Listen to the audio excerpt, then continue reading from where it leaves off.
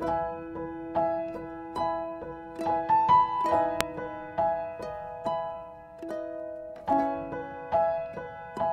nanganganib na nga si Senator Bato de la Rosa, ito nga ay matapos ipaalam ng Malacanang na inihahanda na ng ICC ang warrant of arrest para kay Senator de la Rosa.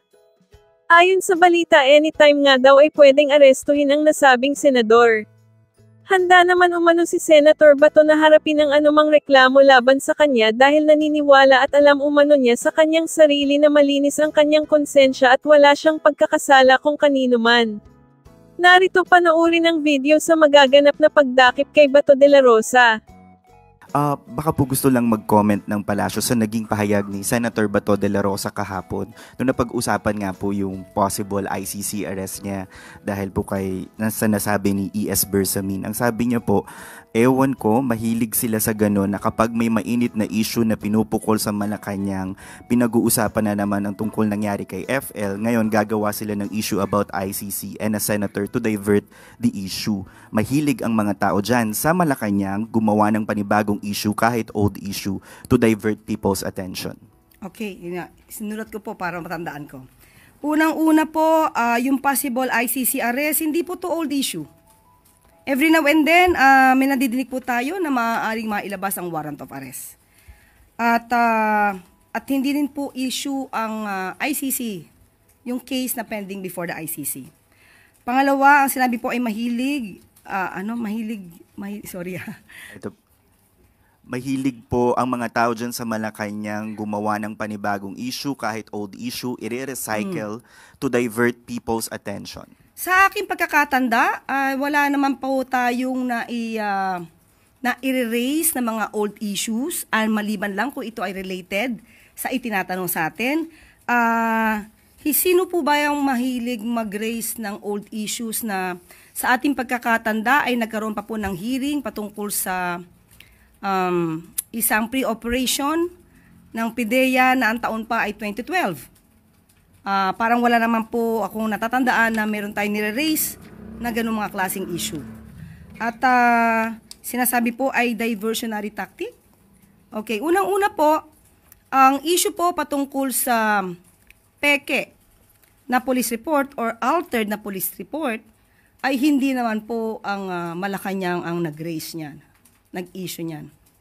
Na kailangan lamang po nating sumagot para maipakita sa taong bayan na may mga fake news peddlers, mga obstructionists, mga propagandists na gumagawa ng kwento na kinakailangan pa mameke ng papel para lang sirain ang unang ginang, ang Pangulo at ang administrasyon. Sa makatuwid, kung ito po ay sinabi na po ng Beverly Hills Police Department na altered yung ipinakita at na-post ni Mr. Tiglao na police report, siya po ba ay sumasakay din sa issue ng fake police report? Tandaan po natin, ang content na ito sa nasabing fake police report ay una po natin nadinig, kundi po tayo nagkakamali, ay sa Vice Presidente. Kaya po natin nasabi noon na siya pala ang source ng fake news. At ngayon napatunayan po natin na altered yung police report na ito.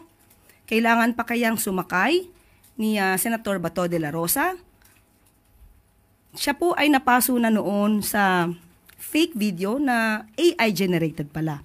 So bilang senador, sana po ay maging mapanuri din po siya sa mga issues dahil never gagamitin, hindi gagamitin ng Malacanang ang issue na peke na dokumento. Bakit naman gagamitin tong diversionary tactic kung kaya naman pong sagutin ng Malacanang na ang pinapalabas at pinapakalat na police report ay peke? Sa ibang topic lang po, yung China's Ministry of Education, naglabas po sila ng advisory to students abroad or especially those na nag-aaral sa Philippines, warning that the security situation in the Philippines has been unstable recently with a surge in crimes targeting Chinese nationals. So ano po kaya ang reaction natin sa statement na to ng China na may problem sa security situation? Opo. Ang kanilang propaganda or rather advisory sa kanilang mga kababayan ay karapatan naman po nila. Obligasyon din naman po nilang pangalagaan ang kanilang mga kababayan. Pero as far as the government is concerned, alam po natin na ang crime rate sa Pilipinas ay gumaganda at bumababa. Ito po ay dahil sa yan po ang direktiba ng Pangulo at sa pamumuno na rin po ni General Nick Torre. Makikita po natin kung paano ba kabilis na tumugon sa mga pangangailangan ng mga kababayan natin, lalo na po na may concern tungkol sa mga krimen. At malalaman din po natin na nabawasan na po or nawala ang mga EJK na bunsod ng war on drugs. Masasabi rin po natin na yung mga krimen na nagawa dahil sa Pogo ay nawala o nabawasan. At marami na rin pong Chinese na na-deport na mga Chinese na sinasabing gumagawa ng krimen sa Pilipinas. At kamakailan lamang po ay naging maganda po ang ranking natin dito sa 2025 Global Peace Index. Kaya po yung safety and security sa Pilipinas ay masasabi naman na po natin gumaganda as far as we are concerned. So kung sa pananaw po ng China ay ganon, hindi naman po natin ito hahadlangan dahil karapatan po nila yan. But does the Philippine government promises na yung mga Chinese nationals who are apprehensive na po because of the advisory, they will be protected by the government? Kahit sino po, kahit hindi po Chinese, kahit sino pong tao, Pilipino, kahit anong nationality po yan, lahat po yan ay bibigyan ng proteksyon. Dade Cabagani, Daily Tribune. Hi, ma'am.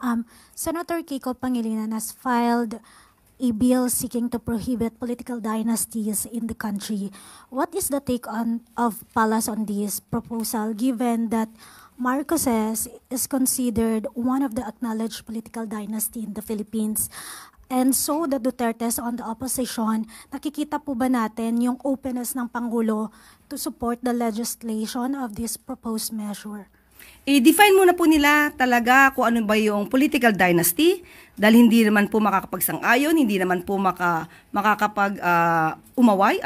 umayaw ang Pangulo kung hindi pa po nababalangkas ng buo itong bill na to. At kailangan natin malaman kung ano mga provisions dito.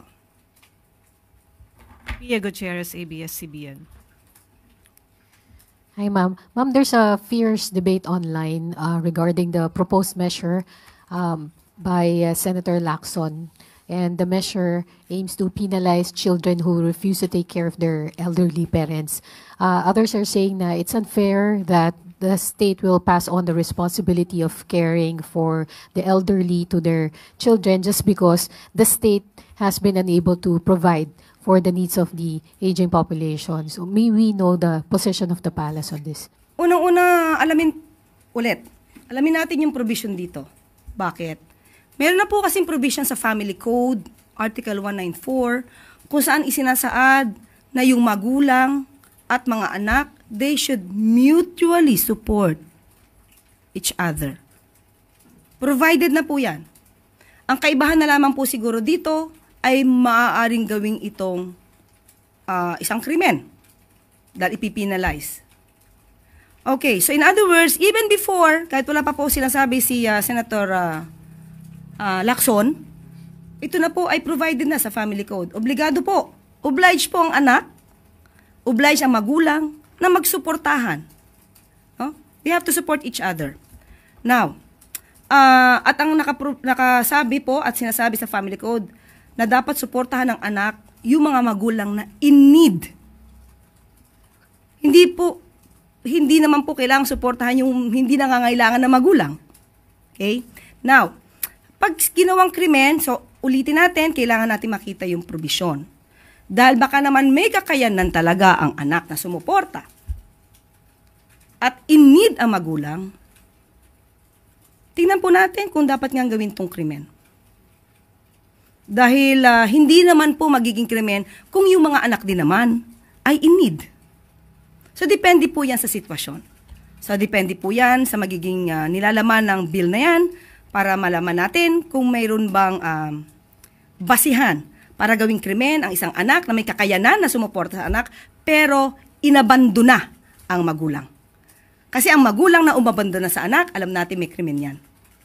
So, it may be considered na kapag yung magulang na hindi na kayang buhayin ang sarili, pero yung anak ay nandiyan at may kakayanan namang sumuporta, pero inabando na ang kanyang magulang, pwede naman talagang gawing krimen to. Pero still, sabi nga natin, alamin muna natin ang lahat ng provision.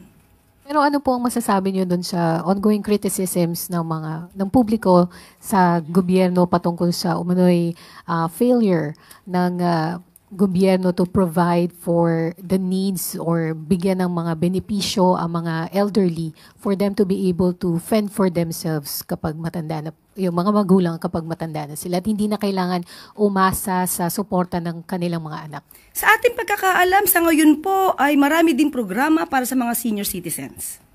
Nandiyan po yung tinatawag sila na parte ng vulnerable sectors na talagang binibigyan ng prioridad na tulungan.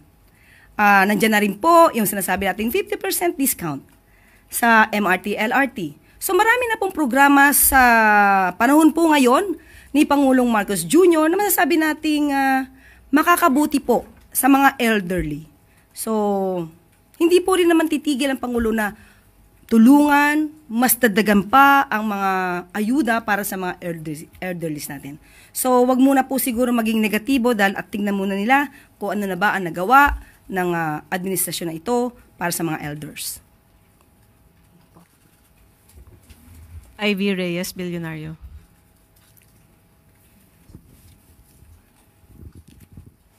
Hi, Yusek. Follow-up lang po on Senator Bato. Sabi niya po kahapon na hindi siya a-attend ng 4th SONA ni President kasi meron daw po siyang personal conflict or issues with some congressmen and officials from Malacanang.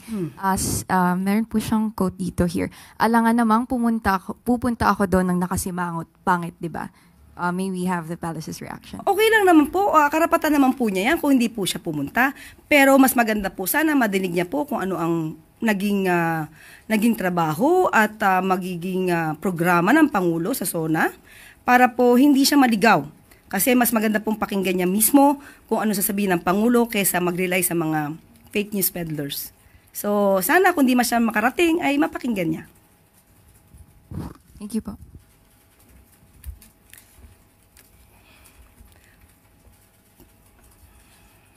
Para laban sa fake news, kontra fake news, nais lamang po nating liwanagin ang kumakalat na fake news ukol sa umunoy 20% tax na ipapataw sa ating savings. Ano nga ba ang totoo? Bakit nga ba sinabi nating fake news ito na hindi dapat ikaalarma ng taong bayan? Ang papatawan ng buwis ay hindi savings, kundi ang interes na kinikita sa ating savings. Hindi po kailanman mababawasan ang ating savings dahil lamang sa sinasabing pagbubuwis. Halimbawa po, mayroon kang 100,000 na pesos in savings at 1% interest rate ang kikitain nito. Mayroon kang kikitain na 83.33 pesos interest per month o ang kinita ng savings mo. Yan po ang halaga.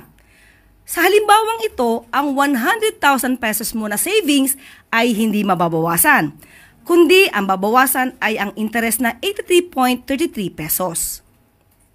So, magkano ibabawas na lamang?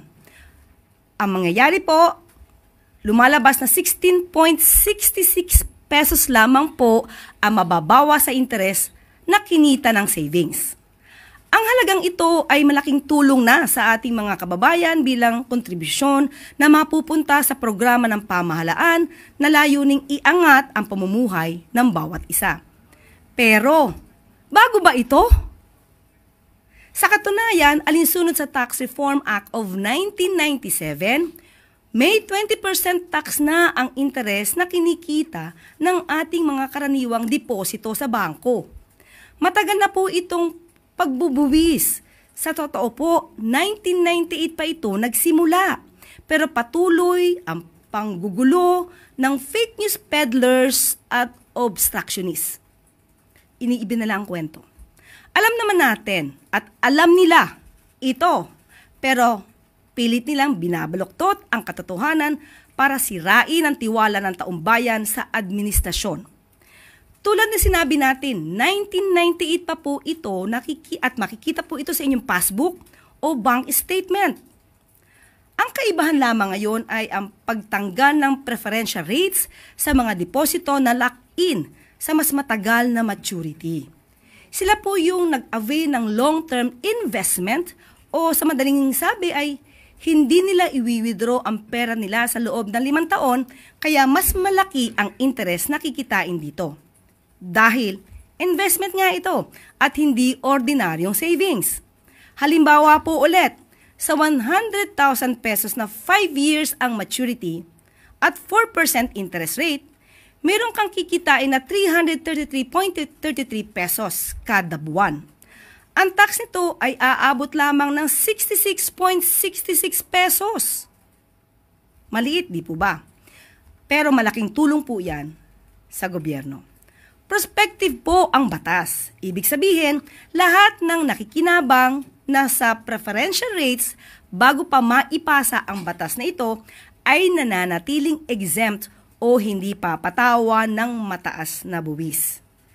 Kaya huwag magtiwala sa fake news peddlers. Uulitin natin, huwag po kayo maalarma dahil hindi po bubuwisan ang kabuuan ng inyong savings. Come again? May namomonitor po ba tayong threat para Wala sa tayong SONA? namomonitor na threat. Natural lang yung mga usual na mga intelligence estimate natin. So, normal naman. Usual lang. Ang pinaka-threat natin ngayon, weather. Medyo hopefully mag-clear up ang weather so that mas maganda ang ating deployment. Sir, yung mga pulis na magbabantay, kung ganito pa rin ang panahon, tuloy pa rin yung mga pulis doon sa paligid ng batas. Naka-ready tayo in terms of logistics. May mga nakahanda na tayo. Nakahanda na tayo ng maraming payong. Para makisukob, ba't yung mga ralista o isang payong na lang. Huwag nang magkagulo. Isang payong na nga lang. Ang liit-liit na ng payong ay magkagulo pa. Huwag na. So, marami tayong payong na i-deploy para kahit na umulan, umaraw, maging komportable at maging okay ang security environment para makapag-deliver ng maayos ng SONA niya ang ating presidente. Sir, yung laging paalala ng PNP sa mga pulis na mali-deploy po doon sa SONA. Tayo ay nandyan para pangalagaan ang kaayusan at kapayapaan para sa pag-deliver ng presidente ng kanyang SONA. Natural lamang na mayroong mga iba-ibang mga sektor, iba-ibang mga Pilipino na magbibigay ng kanilang opinion. It is a sign of a healthy democracy. At yan ang gusto nating lahat bilang mga Pilipino. Isang konstitusyon ang ating pinag-ooperatan. So at the end of the day, respetohin natin ang bawat isa. Respetohin natin ang mga Pilipino na gustong maghayag ng kanilang mga opinion. And sa mga Pilipino naman na may mga ibang pananaw sa mga nangyayari ngayon at gusto nilang maglabas ng kanilang mga saloobin, you're always free to do that. And rest assured that the Philippine National Police will do everything to ensure that you will be able to express your opinion with full freedom. Dahil wala akong pwedeng makapag-alis ng karapatang yan na makapaglabas ang bawat Pilipino na kanyang saloobin hinggil sa mga bagay-bagay, maging ito man ay salungat sa opinion na nakararami. Kahit ikaw pa ay nag-iisa sa opinion na yan, walang problema. You're always free to do that and the PNP will ensure that you will have that opportunity to express that opinion. Thank you, sir. Thank you very much, ma'am. We will proceed to the next question from Ms. Third Ann Malonzo of Sunstar, ma'am. Sir, good morning po. Maulang umaga. Sir, doon po sa arrest ni Baulong, can you just give us a refresher lang yung regarding doon sa live case niya ngayon? I believe that's murder, sir. Tama po ba? Murder po yun. Kailan po yun nangyari? And bakit po, ano po yung nakikitang motibo bakit niya binaril yung biktima? That was in October 2024, last year. Ilang buwan pa lang. No, magna 9 months pa lang. Ito ay away ng kanto eh. Away ng mga magkakakilala ang mga to. Okay? So may mga hindi pagkakaintindihan sa negosyo. At the end of the day, nag-away regarding sa pera, regarding sa control, regarding sa mga bagay-bagay sa kanilang mga pare-parehong illegal na negosyo. Sir, nakaalis na siya ng bansa, no? So, anong information natin, sir? Bakit bumalik pa siya? Well, the Philippine National Police have ways to monitor people and to control the situation. Kaya nakita natin na monitor natin ang kanyang mga plano hanggang sa nalaman natin na siya ay babalik. Kaya hindi na natin siya pinagbigyan na makagalaw pa ng malaya dito sa bansa natin. Inaresto na natin siya pagtapak niya sa Philippine soil. Sir, doon naman, isang question pa, sir, sorry.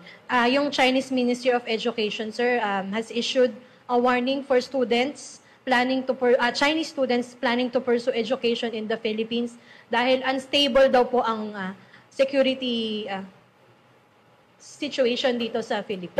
Paulit. Yung Chinese Ministry of Education, sir, they warned Chinese students planning to pursue studies here in the Philippines dahil daw unstable ang security situation dito. At sir, may mga crimes na targeting Chinese nationals daw po. Well, we always value and respect the opinions of other people, whether they are in our country or outside of the country, whether they are Philippine nationals or foreigners. Sa ngayon, is that from the Chinese authority? Kaya, di ba? Statement. Diyan ang gusto kong i-kuan lang. Gusto ko lang i-emphasize. Well, at the end of the day, nakita nyo naman sa ngayon, maraming propaganda, maraming naglalabas ang mga statements designed to shape a narrative. But now, even with the arrest of Baolong, nakita namin kay Baolong, kasama niya si Gong Wenli, yung babae na negotiate during sa Ansuntan. Di ba? So, na-arrestado rin ngayon si Gong Wenli. Kaya, anong nationality nila? Sino ang mga biktima? So, nakikita natin, we respect the opinion of the Chinese official. Pero isang maliwanag dito, nakakita natin sa bansa natin, nag-aaway-away rito. Chinese ang biktima, Chinese ang perpetrator. Kaya we are just being used as a battleground na hindi naman natin papayagan na ipagpatuloy nila. So, at the end of the day, we are doing everything to stop this narrative, to stop this situation, and we are now showing the results. Ang ating mga naaresto, Chinese suspects, ang kanilang mga biktima ay mga Chinese nationals din. Thank you very much, ma'am. We will proceed with Ms. Catherine Austria from Brigada News FM, ma'am. Chief, balikan ko lang po yung SONA. Magpapatupad po ba tayo ng suspension sa permit to carry firearms? Kailan po ito? At buong bansa po ba o NCR lang po? I'll consult with my higher authorities, and I'll take guidance from whatever the SILG and the other agencies that has oversight over the PNP will say. Pero personally ako, no, policy direction namin ngayon sa PNP, we're deliberating hard and fast. Bakit? Kung hindi ba kami mag-declare ng gun ban, ibig sabihin walang gun ban. Araw-araw naman sa atin may gun ban, di ba? Subukan mo magdala ng baril dyan na walang lisensya at malalaman mo kung ano epekto ng gun ban. Kahit na hindi naka-declare ng gun ban. What I'm saying is that maybe you have to examine because the gun ban will only affect those legal gun owners, those responsible gun owners na nagpapakahirap na pumila dyan sa FEO para kumuha ng lisensya, kumuha ng drug test nila na requirement at kumuha ng neuropsycho ng ilang oras para makakuha lang ng LTAP, license to own and possess. So, yan ang apektado ng gunman Yan ang mga apektado. Tapos mag-a-apply ng PTC. Yan ang mga tao na apektado ng gunman. We believe that the criminals, may gunman o wala, may dalang baril yan. So, yan ang sinasabi ko sa ating mga pulis. Ang stance palagi ng ating mga field units dapat ay parang as if may gunman. Mag-checkpoint tayo, mang-check ng baril. Pag makita ang baril may lisensya, let them go. Because that is their karapatan. That is their privilege na in-applyan nila, na iginarant naman ng Philippine National Police under the auspices of our law. So, I'll consult first. The short answer there is I consult first, and I will actually recommend against the declaration because I do believe na the gun ban actually is our instrument para malaman natin sino ang legal at illegal na gun owner. Because I don't believe that legal gun owners are a threat to a society in general. Kaya nga legal sila na gun owner Okay? Chief, yung magpapatubad ba tayo ng signal jamming around Batasan and That will be the call of the Presidential Security Command. No-fly zone, Chief. Ganun din. That will be the call of the Presidential Security Command, and it will be enforced by the appropriate agency of the country. Thank you po. Thank you very much, ma'am. Next, we'll proceed with Mr. Mark Makalalad of DZBB, sir. Hi, sir. Good morning. Sir, more on technicalities dun sa SONA din, no? Papayakin ba yung pagsusunog ng mga FEG? Thank you, Mark Makalalad, for putting me on the spot. That is a question talaga na, ticklish talaga. Wala tayong sagot na diretso, eh, no? It's a right to express their sentiments, di ba? Yan ang sasabihin yan. Freedom of expression, pero meron naman tayong environmental law. So, binabalansin natin ang lahat ng yan, ano? So, let's just play it by ear. Pero sana huwag naman, dahil at the end of the day kasi, freedom of expression nga. Alam naman ng mga tao na yan na according to the environmental law, bawal ho yan. Magsusunog pa ng kung ano-ano. May kasama pa minsan, may mga tires pa minsan. So, something na ihingi na lang nila muna I would suggest, ihingi nila ng permit sa local government unit or sa the appropriate agency, sa DNR, na magsunog sila dyan sa kalsada. Kasi under normal circumstances, arrestable yan eh. Sila mismo yung mga kasama rin sa mga grupo na yan, yung mga environmentalist. May mga environmentalist na kasama yan na nakakaintindi kung anong sinasabi natin dito. And now, because of the freedom of expression, let's just trample on the law and bahala na si Magellan. Ganon ang kanilang attitude eh. So I just would like to tell them na medyo hinay-hinay. Isa lang dapat ang stance. Sir, hindi dahil convenient sa kanila, gagawin nila. Having said that, sir, if walang permit, dun lang magte-take effect yung arrest, tama po ba? Depende, tingnan natin. Hindi ko nga rin masagot ng diretso yun dahil it will be a fluid situation. Pero pag yan ay naging delikado na sa mga kalapit na mga lugar, halimbawa, may mga lumilipad na mga embers dyan, at makasunog naman sa mga kapitbahay, andyan naman ang Bureau of Fire. Hindi pabugahan natin sa bumbero para mapatay na rin ang sunog. Sir, last on my part, hanggang saan lang papayagan yung mga rallies dun sa SONA, sa pagmarcha po nila? May mga negotiations na ngayon, may mga talks na ngayon na ginagawa with all the sectors concerned, including those who are planning to conduct their mass activities pro and against the government. And magkakaroon ng mga final decisions regarding that matter in these coming days para talaga magkasunduan kung hanggang saan ang mga boundaries para pagdating ng D-Day, wala nang persahan. Kung anong pinag-usapan, yun na lang ating i-implement. Thank you, sir. Thank you, Mark. Thank you very much, Sir Mark. Next is we will be having Mr. Edniel Parosa of DZRH, sir. Morning, Chief. Chief, balikan ko lang yung sa security assessment or advisory ng China. Nabanggit nyo kanina, may mga propaganda or narrative. Sa mata ng Philippine National Police, sir, saan kaya nanggagaling yung mga ganitong motibo sa pagpapakalat, sir, ng mga propaganda against the Philippine security? Well, nakita naman natin kung sino nagsalita, di ba? So, there must be narratives, there must be some interest on that. Well, I would would like to defer the answering on the nitty-gritty of this matter doon sa mga proper authorities natin, the DFA, and most especially sa ating PCO na, sa Malacanang na, para makita natin kami naman sa Philippine National Police will just support and go with the direction where the national leadership will take us. Pero sir, as far as the PNP is concerned, walang basis yung sinasabi nila, at least doon sa trend ng crime sa atin.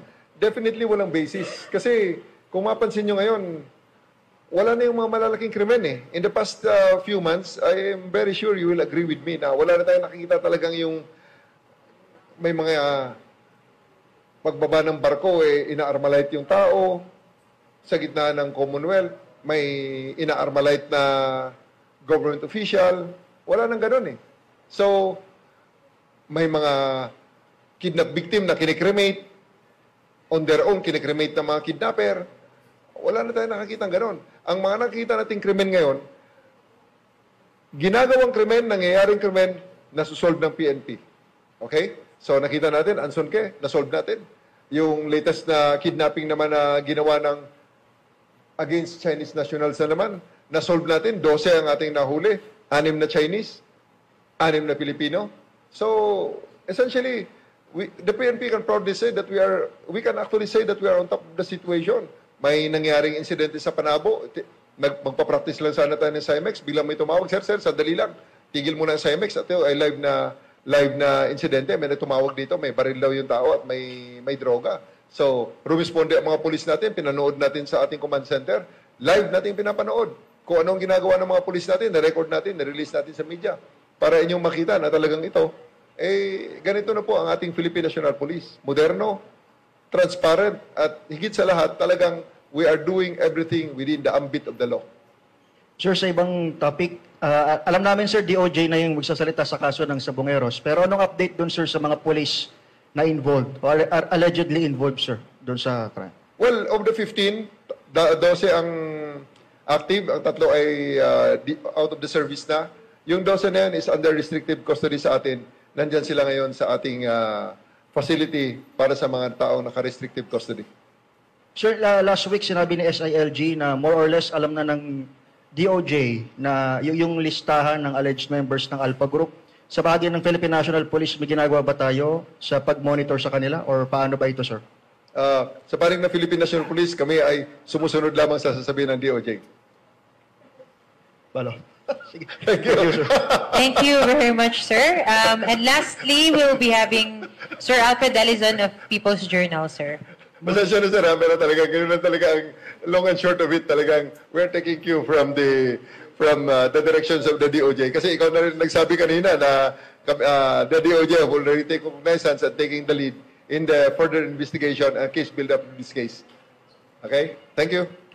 Morning, sir. Yes, Alfred. Sir, yung nahuli sa Tawi-Tawi, yun ang palaging yung southern backdoor lang, tumatakas yung mga Chinese suspects, yung mga involved sa Pogo. Start na ba to na mapipigilan na natin yung mga ganong incidents, sir? Ayoko sanang i-highlight, Alfred, kasi baka ma-realize ng mga kalaban natin. Pero siguro they have already realized na ang southern backdoor hindi na rin safe para sa kanila. No, dati nagagamit nila yan. Even, especially during the previous administration, talagang nandyan ang daanan eh. Di ba? So sa ngayon, kung mapansin nyo, may 5 na tayo dyan na yung dati, naalala nyo, just a few months back, may nahuli tayong 5 dyan na ganun din, nagkakabulan ng speedboat at nahuli natin sila. Sa ngayon naman, eto na naman, na monitor na naman natin na papasok ang isang high profile and high value na fugitive at nahuli na naman natin. At meron tayong mga interdictions dyan, smuggled cigarettes, vape, mga iba-ibang mga insidente dyan. Sa dami kasi ng mga insidente na rin na ating nagagawa, medyo nagiging mukha lang siyang maliit. Pero malaking mga trabaho ang nandun na nakukuha natin sa southern backdoor. Hindi na safe para sa mga kriminal yan. Sir, last question. Sir, yung sinasabi mong narrative tungkol doon sa mga Chinese, yung tanong ng kanina, sir, yung merong nangyari sa pinapalabas ngayon sa social media about an alleged Chinese victim of murder tinapon sa Kawit, Cavite, lumalabas sa social media. Totoo ba yun, sir? Alam nyo, ito na yung mga panahon na parang gusto kong sabihin na talagang ebidensya na nauubusan na talaga ng propaganda itong mga kontra ng gobyerno natin. Itong mga, alam nyo na, yung mga leanings nasa kabila. Diretsuhin na natin, yung mga DDS. Nauubusan na siguro talaga sila ng bala na mga malalaking kontrobersya na mga insidente. Kaya yan, 2022 pa nangyari yan eh. Hinuhukay, literal na hinukay sa baul para palabasin lang na parabang bago. Kasi wala na silang nakitang masama ngayon na kasing sama nung panahon nila. Yan ang long and short of it. Matagal na nalinlang ang Pilipino dyan. Hanggang ngayon, lilinlangin pa rin ang Pilipino. Pasensya sila. Their word against the word of the internet.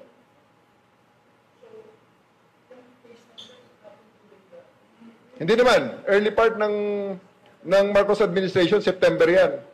4 months after ng assumption ng ating presidente. Talagang yan, mga remnants ng diba? Hangover ng previous administration.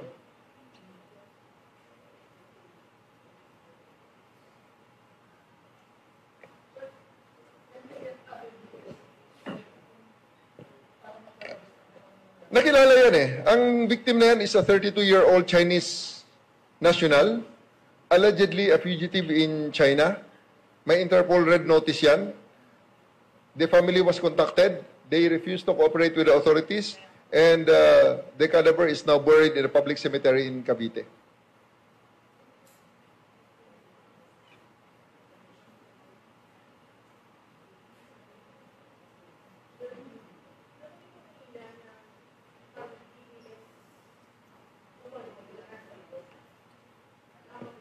Sa ngayon kasi talaga, makikita mo naman yung mga posters na yan eh. We have our social media exploitation. We have our social media analysis also. Alam nga namang sila lang marunong gumamit ng analysis. Ang mga pinaka-viral dyan na mga pinaka-vitriolic na mga posters dyan, makikita mo naman ang laman anti-government propaganda at talagang tunay na mga DDS. At sila mismo nagsasabi.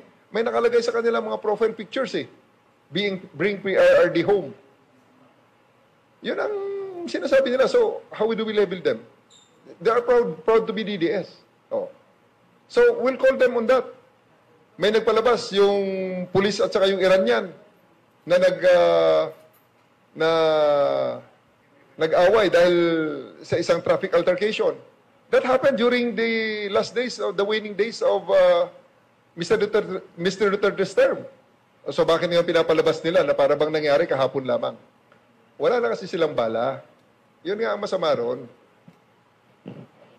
Wala na silang bala. Nauubusan na sila ng bala. Nauubusan na sila ng issue na itapon sa gobyernong ito. Kaya ayun, naghuhukay ngayon. Kaya lang nakalimutan yata nila. Talagang pinapakita lang talaga nila na medyo may kulang talaga sila eh. Di ba? Hindi ba nila na-realize yun na napakadaling hukayin? Their word will be against the record of the internet. So, napakadaling gibain ang kanilang narrative regarding that matter. Ang sa aking panawagan na lang, Pilipino tayo pare-pareho, gusto natin na mag-improve ang ating bansa. Eh, magsama-sama na lang tayo. Kalimutan nyo na muna yung mga differences na yan. All those cases, all those issues that they are saying, that they are harping about, bring PRRD home, nasa hig na eh. Andyan na nga yung international court na nga ang nagtatry eh. Gusto nyo ng tunay na batas? Gusto nyo ng patas na batas? Ano pa ba ang mas patas kaysa sa mga taga nandyan sa Hague? Eh, mga foreigners yan na wala namang pakialam sa atin. Ay sa kanila, tinitingnan lang nila kung ano ang ebidensya ng prosecution at ebidensya ng depensa. At tandaan natin, huwag natin kalimutan, ang mga sa korte na yan, sa kasong yan, ang complainant, walang iba, Pilipino pa rin. Mga Pilipinong nawalan ng pag-asa noong panahon ni Duterte. Nawalan ng pag-asa ng makakuha ng hustisya dito sa Pilipinas. Ulitin natin yan. Huwag natin kalimutan yan. They are Filipinos. Hindi sila foreigners. Wala lang silang mapuntahan noong mga panahong yon dito sa Pilipinas, sa justice system natin, noong mga panahon ni Duterte. Kaya pumunta sila sa International Criminal Court at doon sila nagsampa ng reklamo. Kasi miyembro pa rin tayo ng mga panahong yon. Oh. So, anong nirereklamo ng mga DDS na to? Shortcut na lang ang lahat? Hindi pwede yung shortcut. Kasi nga, dahil sa shortcut na yan, eto na ngayon, pag tinanong na sa isang formal investigation, bigla na lang magsasabi sila, I have my right to remain silent, I have my right against self-incrimination. Kaya uulitin ko uli sa mga enablers din. If you are so proud of what you've done, if you think that what you did was the correct thing to do, why is it now that when you are asked in a formal investigation, bigla na lang mag-right to remain silent at mag-right against self-incrimination kayo. Proud bang kaya kayo? Tama man kaya ang ginawa nyo? E di panindigan nyo ang inyong ginawa. Sabihin nyo kung anong inyong ginawa, aminin nyo. Pero deep in their heart, alam nila, that's not moral. That's not the true dispensation of justice. And that's why they cannot defend it in an open public discourse. Sir, yung video na yan, possible ba na connected yan doon sa Chinese Embassy Advisory? Ano na? Yung video na yan, sir, connected kaya yan doon sa Chinese Embassy Advisory? Hindi ko alam kung paano ginawa ng Chinese Embassy ang kanilang advisory, ano? Pero ang malungkot nga rito, ang malungkot sa insidente na to, napipick up ito ngayon ng mainstream media kasi may columnist na nag-reprint nga nito na para bang ginawa na parang recent lang na ang totoo ay napakatagal na, taon na ang nakalipas. Okay, so kaya medyo nadamay ang nagkaroon ng semblance na as if totoo nga dahil may columnist na pumick up nito. Thank you, sir. And if there are none, sir, may we hear your closing message? So once again, ako yung nagpapasalamat sa inyong pagpunta rito sa ating press con para maibigay may labas ang ating saloobin. Again, uulitin ko sa ating mga pulis na ngayon ay nasa forefront at tumutulong sa ating mga LGU, sa ating disaster relief, rescue, and mitigation operations. I'm very proud of you as your Chief PNP. Ako'y natutuwa. Nakakita ko ang ating mga pulis na nakasar uniform, kitang-kita, ibinabandera at winawagayway ang tunay na serbisyo ng PNP na tumulong sa mga mamayan, lalong-lalo na sa oras ng kanilang kagipitan. And once again, i-highlight ko rin, napakarami ng natanggap natin ng mga calls sa 911 natin, humihingi ng rescue, kahit na hindi na police response, kundi rescue nang inihingi. Maraming pumasok ng mga tawag sa ating mga kababayan, lalo na sa Metro Manila dito, noong time na nagkaroon ng mga floodings na, nagkaroon na ng mga ng indulto na. So, andun, maraming tumatawag at narespondihan natin gamit ang ating 911. That's why sa ating mga kababayan, uulitin ko na naman, huwag nyo na po kaming hanapin sa mga presinto sapagkat ang inyong mga pulis ay nasa inyo ng mga telepono. Dial 911, darating ang inyong mga pulis sa loob ng 5 minuto.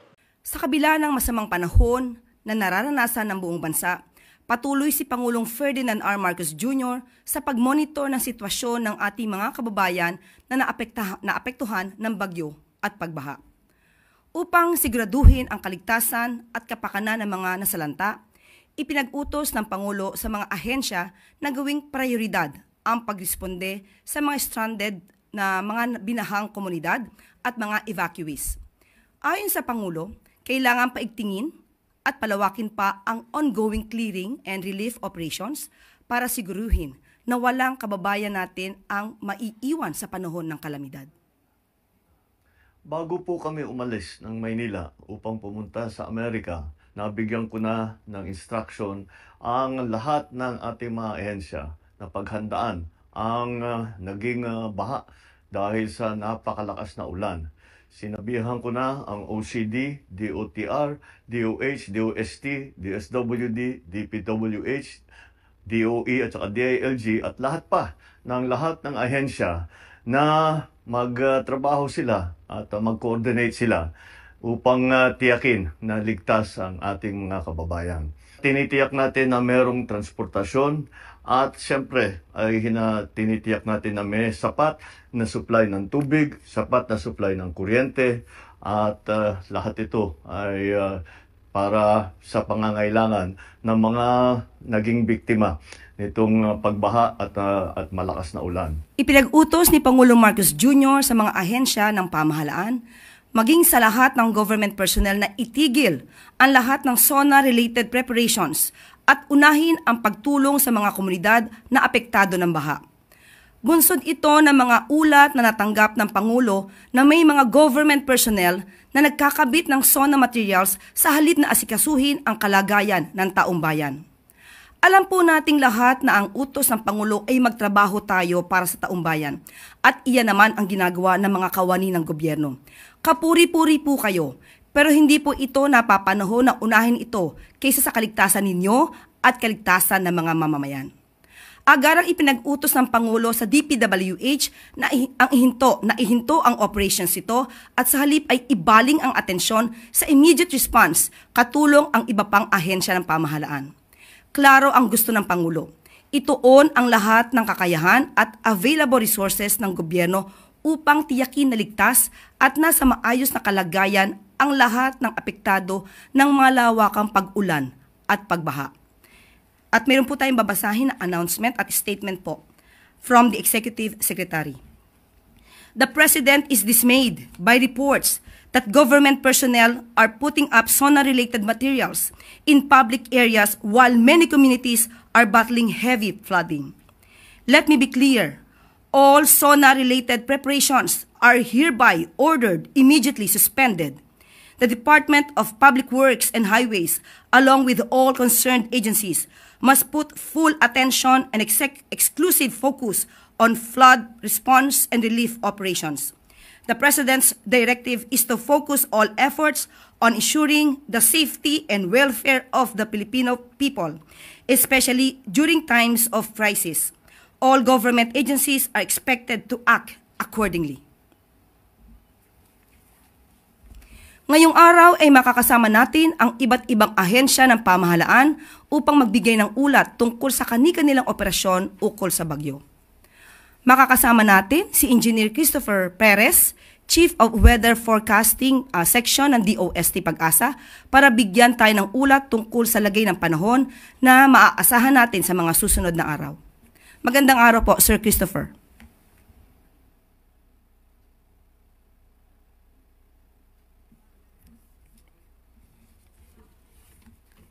Okay, unahin muna po natin si... Okay. Nandito naman, unahin muna natin si Secretary Vince Dizon para sa ulat mula sa DOTR tungkol sa mass transportation at commuters. Good afternoon, Sec Vince. Magandang hapon, Yusek Claire. Magandang hapon po sa lahat ng ating mga kasama sa gobyerno. Yes, Sec Vince, ano po yung ulat natin ngayon? Opo, so ayon sa utos nga rin ng Pangulo, kahapon po dahil sa napakabigat na bugso ng ulan at dahil na rin po sa suspension ng trabaho at ng klase ng lunchtime yesterday, tayo po ay nag-order ng libreng sakay sa lahat ng ating riles, MRT3, LRT1, LRT2, para po maibsan yung hirap ng mga kababayan natin pauwi dahil sa suspension ng trabaho at ng klase. Tayo din po ay nag-utos ng mga iba't ibang asset ng DOTR. Nangunguna na po ang Philippine Coast Guard, ang Philippine Ports Authority, ang LTO, ang LTFRB.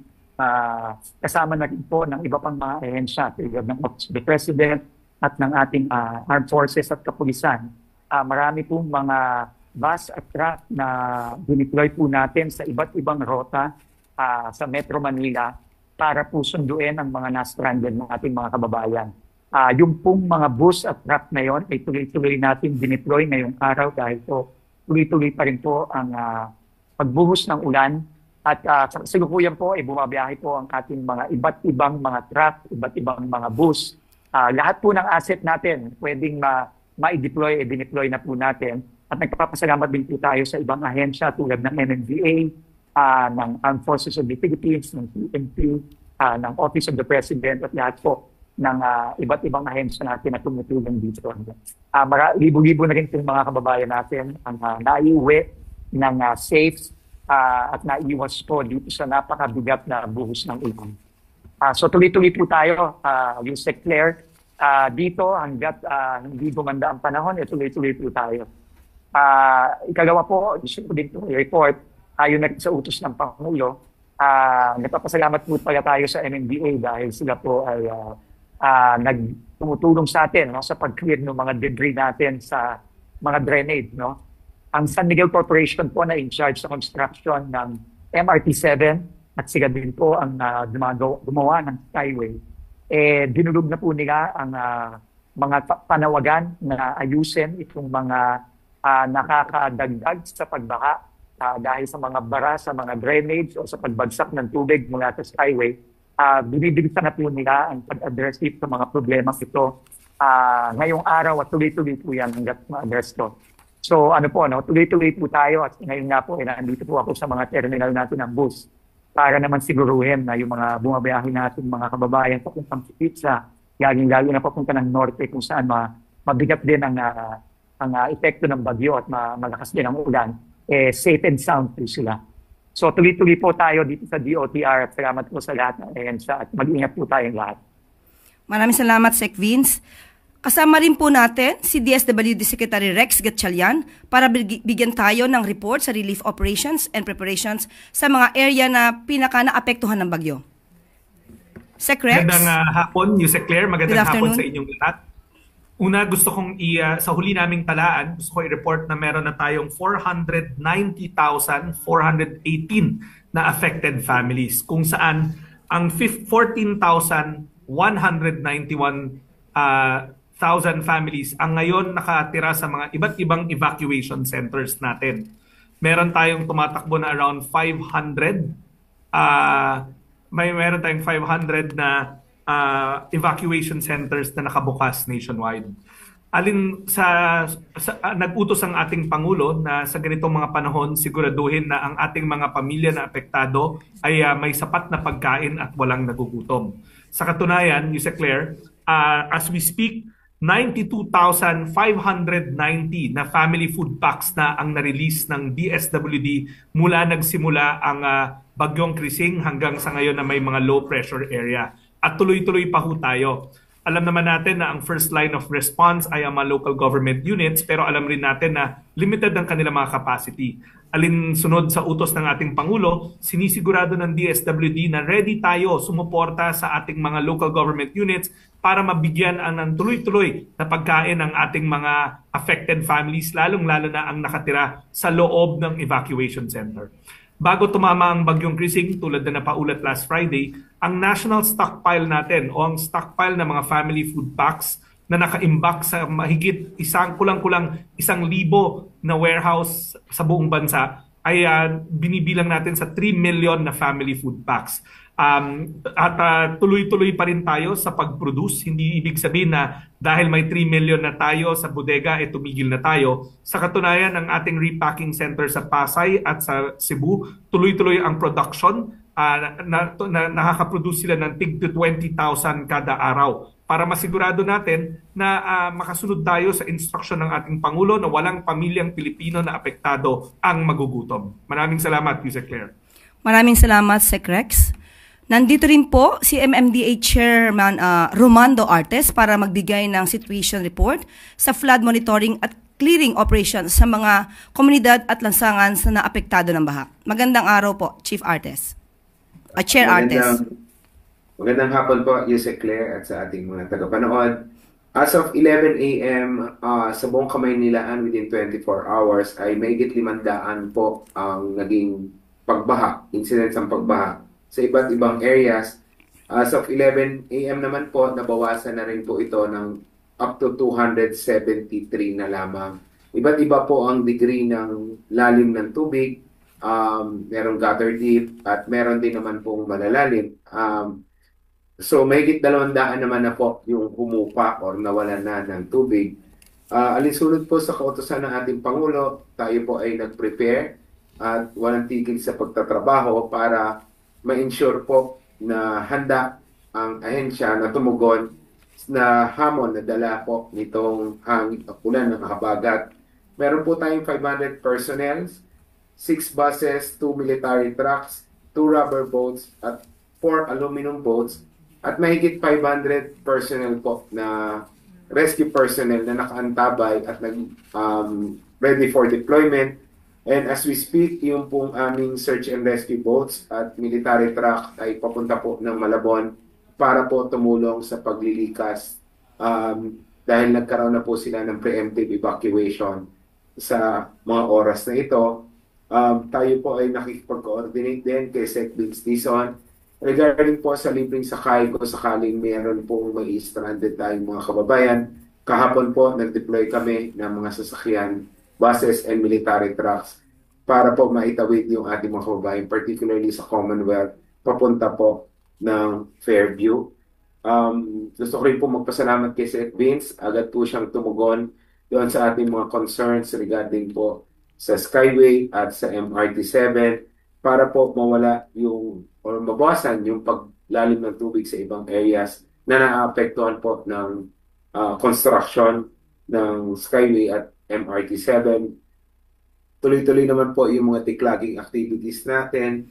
Kanina po, nung humupa ang baha sa may Araneta Avenue, ito po, sa Araneta Avenue, nag-iwan po yan ng napakaraming basura sa karsada. Agad po itong nilinis ng MMDA para po madaanan ng maayos ito at kung sakali pong umulan muli at magbaha, hindi na po ito mauwi sa ating mga pangunahing lansangan.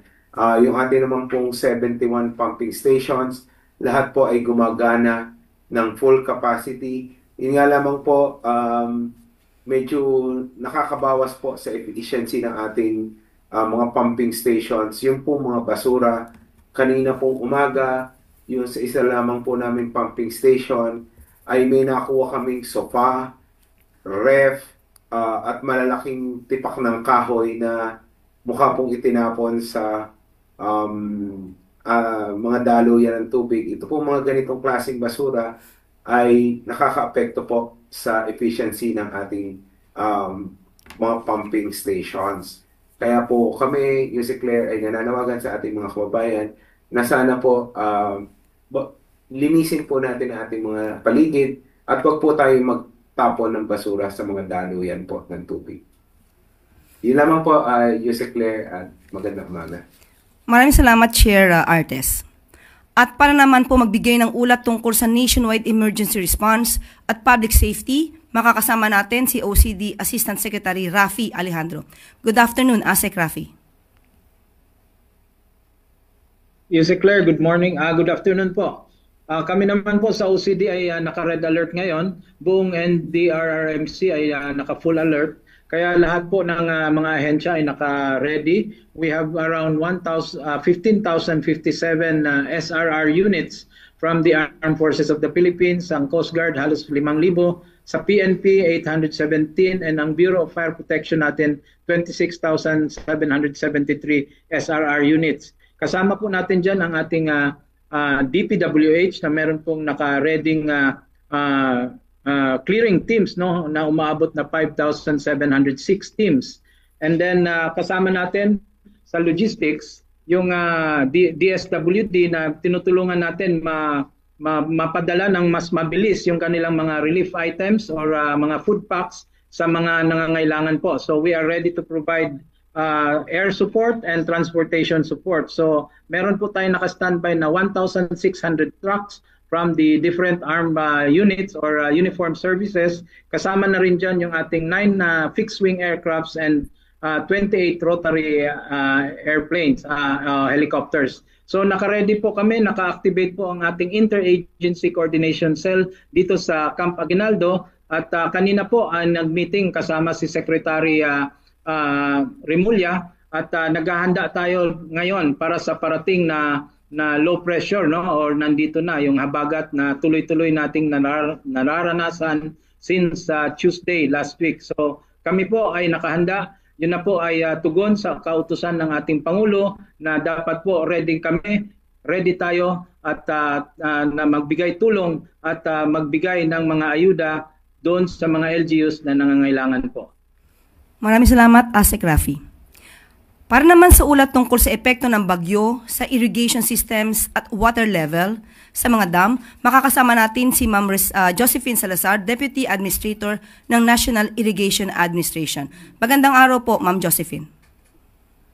Magandang umaga, Claire. Magandang hapon po sa ating lahat. This is the partial report of damages and major dam status report. Sa pangkalahatan po, sa CAR, Region 1, Region 2, Region 3, sa Ypres area, Region 4A, Region 4B, Region 5, and Region 6, a total of 31,172.23 hectares po yung naapektuhan sa atin. and the number of farmers affected is 23,385. For the estimated cost of damages to crop, amount is 339.3 million. Doon naman po sa mga infrastructure natin, ay nagkakahalaga po ng 636 million under level 1, and under level 2 is 229 million, total of 866 million. As to the status of DAM po, ang minomonitor, ang operated po ng NIA na dam ay ang Magat at ang Pantabangan. Sa Magat po, ang kanginang alas 8 ng maga, ang elevation po natin is 184.42. So, nag-increase po tayo ng 0.64. And for Pantabangan, 194.11. Nag-increase din po tayo ng 0.6 meters. For Angat Dam and San Roque, ito po ay being managed by NPC. So, nasa normal level pa rin po tayo. Hindi po tayo nag-spill dito sa mga dam na to. Now, for the... Yes, please. For the next slide, please. For the Bustos Dam update, so kanina pong alas 11 ng umaga, ang elevation po ng ating Bustos ay 15.63 meters. So, ang dumadaan pong tubig dito ay ang discharge natin is 308 cms. So, nag-attribute po dito yung pagre-release po ng Ipo Dam kahapon ng around 323.46 meters plus yung mga local flow po natin na nanggagaling sa Bayabas at Matiktik. So, ang pinakamalaking tubig po na dumaan sa atin sa Bustos ay around 460 cms. Next slide, please. So, lahat po ng karamihan po ng ating dam dito sa Region 3 ay nasa spilling level. So, ito po ay ilan lamang sa mga dam natin. Ito po ay ang Gumain Dam sa Florida Blanca. So, ang current level po niya kanina alas 7 ng umaga is 2.3. Ang spilling level lang po natin is 2.1. Next slide, please. For the Tarlac Diversion Dam, ito po ay nasa Tarlac City. So, ang current water level po natin dito ay nasa 6.5. Ang spilling level po natin ay 4.5. Sa atin po sa NIA, lahat po ng mga protocol natin ay sinusunod natin. Before po the onset ng ating pagpasok po ng ating bagyo ay sinasara na po natin ang ating mga intake gates para po ma-safeguard natin yung ating mga standing crop ng ating mga magsasaka. At the same time, our dam safety group in every region, 24/7 po ang monitoring natin. And then we have a command center at central office to monitor all the status of the dam nationwide. Yun lang po at magandang umaga po sa atin. Maraming salamat, Ma'am Josephine. Ngayon po ay may mga katanungan po tayo na ibibigay at ibabato sa ating mga opisyalis po ng gobyerno. Unang-una po, sa OCD po, alin po bang mga lugar ang lubhang nasalanta ng bagyo at ano ang naging aksyon ng pamahalaan sa mga lugar na ito? At ilan po ang mga nasa evacuation centers kung meron po kayong detalye patungkol dito? Yes, ma'am. Ngayong umaga po, we are operating 277 evacuation centers, but based po sa update ng ating DSWD, umabot po ito ng halos 500. So we have around 17,000 persons inside and then another 65,000 outside evacuation centers. So ang talagang areas na nagrabehan po dito ay ang Metro Manila and then the provinces of Bulacan, Pampanga, Cavite, no? Batangas, Rizal, and then ito hanggang bukas po Pangasinan, Tarlac, And of course, yung NIR natin, medyo nagrabihan din, plus yung Panay Island. So kasi since Thursday pa last week, inuulan na po sila. So tuloy-tuloy po yan hanggang today, and then ang forecast natin na tuloy-tuloy ang pag-ulan hanggang Thursday o Friday po. So masisiguro naman po natin ang kaligtasan ng ating mga kababayan. Yes ma'am, we are ready po with all the agencies na membro ng NDRRMC na naka-red alert po. Ready po ang ating mga search and rescue teams, yung ating mga transportation, yung ating mga relief goods from DSWD, medical teams from DOH, and of course yung ating mga strategic transport from the armed forces ay nakahanda po, at yung buong OCD ay naka-red alert kasama ang mga 44 other member agencies. May panawagan po ba kayo, Asik Rafi, sa mga kababayan natin na hindi sumusunod sa mga kautusan kung kailangan silang i-evacuate? Opo, ito po ang panawagan namin, kung maaari po, kung talaga po ay makinig tayo, sabi po ng ating Pangulo, sumunod po tayo sa mga babala, sa mga abiso na binibigay ng ating mga authorities. Kung may kailangan pong panawagan na mag-preemptive evacuation, sumunod po tayo. Nakahanda po ang gobyerno na magbigay ayuda or tulong, no? Nandyan po ang ating DSWD, ang ating DOH, ang ating armed forces na handang tumulong at magbigay suporta sa ating mga local government units. Maraming salamat, Asik Rafi. At of course, alam natin na priority din po ng Pangulo ang kalusugan ng bawat mamamayan. Tanong po natin sa DOH, ano po ba ang intervention ngayon ng government upang masiguro na ligtas na sa anumang sakit ang ating mga kababayan, lalo-lalo po yung mga nasa evacuation centers at yung mga nabaha po? Opo, Yusek Claire, magandang hapon po, no? Sa utos po ng ating Pangulo, meron na po tayong 31 na milyong pisong halaga ng mga emergency medicines and logistics na naka-preposition at malamang ginagamit na po sa mga local government units sa Ilocos, Cagayan Valley, Calabarzon, Mimaropa, Western Visayas, Central Visayas at Northern Mindanao. At dagdag pa po dyan, Yusek Claire, meron pang nakaantabay na 180 million na mga emergency medicines and logistics hindi pa natin i-redeploy pero pag kailangan po ay ating papakawalan. Ano pong mga kasama dito? Yung tinatawag po namin na Campolas, Cotrimoxazole, Amoxicillin, dalawang mga common antibiotic. Meron pong mefenamic acid, pain reliever, paracetamol, pampaalis ng lagnat, Orisol, laban sa diarrhea, Lagundi, laban sa ubo at sipon, at yung skin ointment, laban sa mga skin diseases katulad ng alipunga na nangyayari po ngayon dahil marami nga pong tubig. Meron din pong mga hygiene kits, mga drinking water containers at mga chlorine tablets para wag tayo uminom ng kontaminadong tubig, at meron ding breastfeeding kits para sa ating mga nanay. Tuloy rin po, Yusek Claire, yung pag-ikot ng mga DOH and local government doctors sa lahat po ng evacuation centers sa utos na rin ni Pangulong Ferdinand Marcos Jr. Yusek. Yes. Asik, ano po ang pwede nating sabihin sa mga kababayan natin para pangalagaan din nila ang kanilang kalusugan?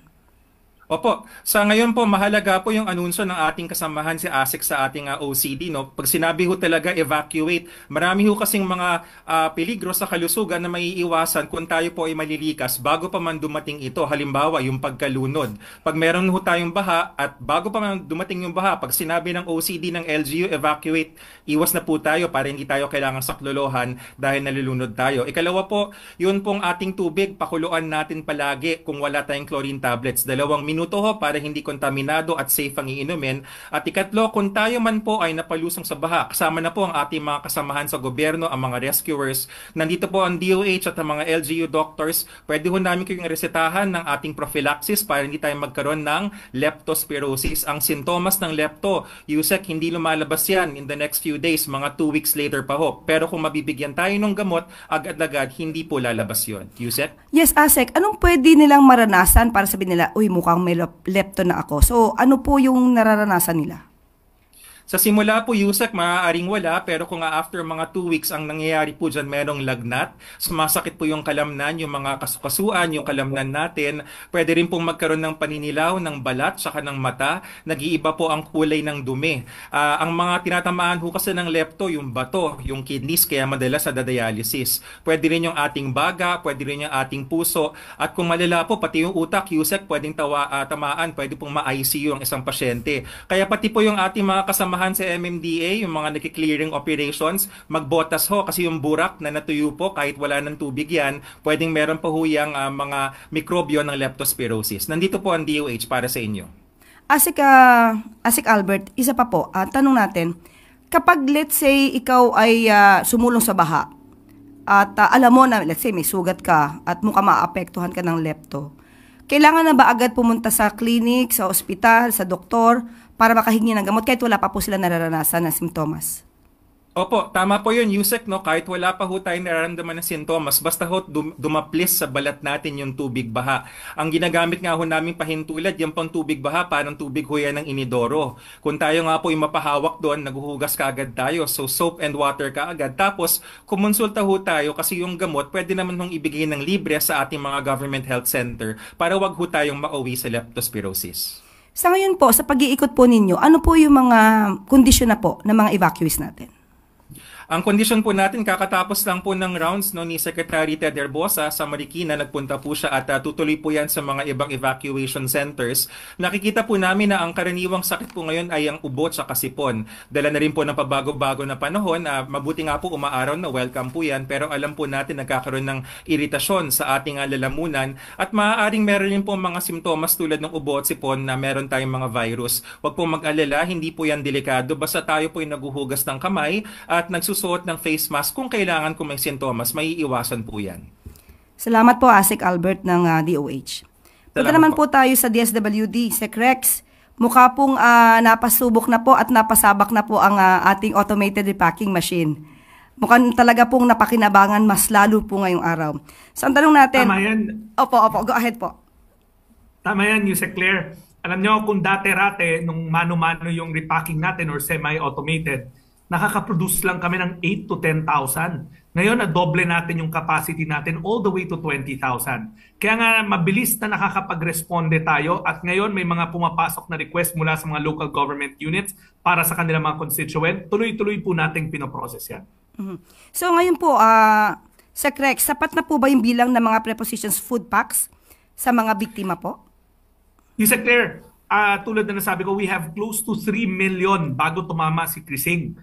At hindi tayo tumigil. Ibig sabihin may 3 million na naka-imbak nationwide. Sapat na sapat yun. Right now, ang pending request na lang sa amin ay mga nasa 40,000. We've already catered to almost 100,000. Tulad na nabanggit ko kanina, 95,000 na yung na-service natin na mga request para sa kanilang mga constituent mula sa mga local government units. May natitira na lang na mga 40,000. At as we speak right now, pinipick up na nila at pwede na nilang kunin yun mula sa repacking center natin. Pero syempre, Yusek Claire, tulad ng sinabi kanina ng mga reports, mukhang masama pa rin ang panahon sa mga darating na araw. Hindi rin tayo tumitigil sa pagre-repack. Talagang pinag-iigting natin, pinabibilis natin kasi ang instruction ng ating Pangulo, laging handa dapat ang DSWD rumisponde. Hindi tayo nag-aantay na maubusan tayo ng supply bago lang tayo magre-repack. Sec Rex, tanong lang natin, paano ba nilang makukuha itong mga food packs na to mula sa centers po natin? Magandang tanong yan, Yusek Claire. Kung matatanda natin sa local government code, ang first line of defense o ang rumiresponde una sa mga sakuna ay ang local government units. Ang mga city hall natin, provincial governments, municipal governments. Ngayon, alam naman natin na bagamat may resources itong mga local government units natin, hindi sapat minsan kasi may maliliit tayong local government units. Diyan pumapasok ang DSWD. Ino-augment natin o dinadagdagan natin yung maaring maging kakulangan ng mga local government units sa pagtugon sa mga pangangailangan ng kanilang mga constituent. So kung ang tanong paano makakakuha, makipag-ugnayan po kayo sa inyong mga local government units kasi meron silang sarili nilang mga goods at dinadagdagan naman yun ng DSWD. Inuuna natin syempre yung mga nasa evacuation center. Pero katulad na nabanggit ko kanina, bagamat na sa mga 15,000 lang yung bilang ng pamilya sa evacuation center pero nakapaglabas na tayo ng 95,000 na mga relief packs, ibig sabihin yung ibang local government units, katulad doon nakita ko kahapon sa Bulacan, ay binabahay-bahay na nila yung mga food packs, lalong-lalo na sa mga areas na sumabay yung high tide at yung tubig ulan. Kasi napakataas na ng tubig, so may mga second floor naman yung mga bahay, nandun na sila, so dinadala na lang sa kanila ng kanilang mga local government units. So in other words, mas mabilis po ngayon ang pagbibigay natin ng tulong sa ating mga kababayan. Lalo na po na... Opo. Go ahead po, sir. Yes, Yusek Claire. Sa katunayan, tulad ng sinabi ng ni Asek Albert, katulad ng DOH, hindi pa man tumatama si Crising nung nararamdaman na yung habagat sa Negros Island region, sa Region 6, sa Region 7, rumoresponde na tayo. Yusek Claire, ang utos ng ating Pangulo, kailangan laging omnipresent o laging nandun sa mga lokalidad ang DSWD. So marami tayong warehouses nationwide, kulang-kulang 1,000 yan. So yung 3 million na family food packs na napaulat last Friday, hindi yan natatagpuan sa 1 o 2 lugar lang. Nakakalat yan sa 1,000 warehouses hanggang sa pinakaliblib na mga pook sa ating bansa. Meron tayong mga warehouses sa kipagtulungan sa mga local government units. Ang tawag nga sa programa na yan, ng programa ng ating Pangulo, ay buong bansa handa. Nakahanda tayo every day, 365 days a year. Hindi tayo nagre-repack lang kung nandyan na yung bagyo. Maliban po ba sa food packs, ano po ba yung maaaring ibigay ng DSWD para sa mga nasalanta ng bagyo at nabaha po? Sa mga evacuation center natin, sinasabayan natin yung food packs ng sleeping kits. Kasi alam naman natin, doon sila mamamalagi. So kailangan maski paano komportable sila. Nandun rin yung hygiene packs natin. Kasi alam naman natin na nabasa yung kanilang mga gamit. So yung mga susuot nila na sa araw na yon. At may cooking kits rin tayo na ibinibigay kasi may mga community kitchen na sineset up sa mga evacuation center. Pero bukod dyan, Yusek Claire, meron 2 innovation na sinimulan lamang nitong administrasyon ng ating Pangulo Ferdinand R. Marcos Jr.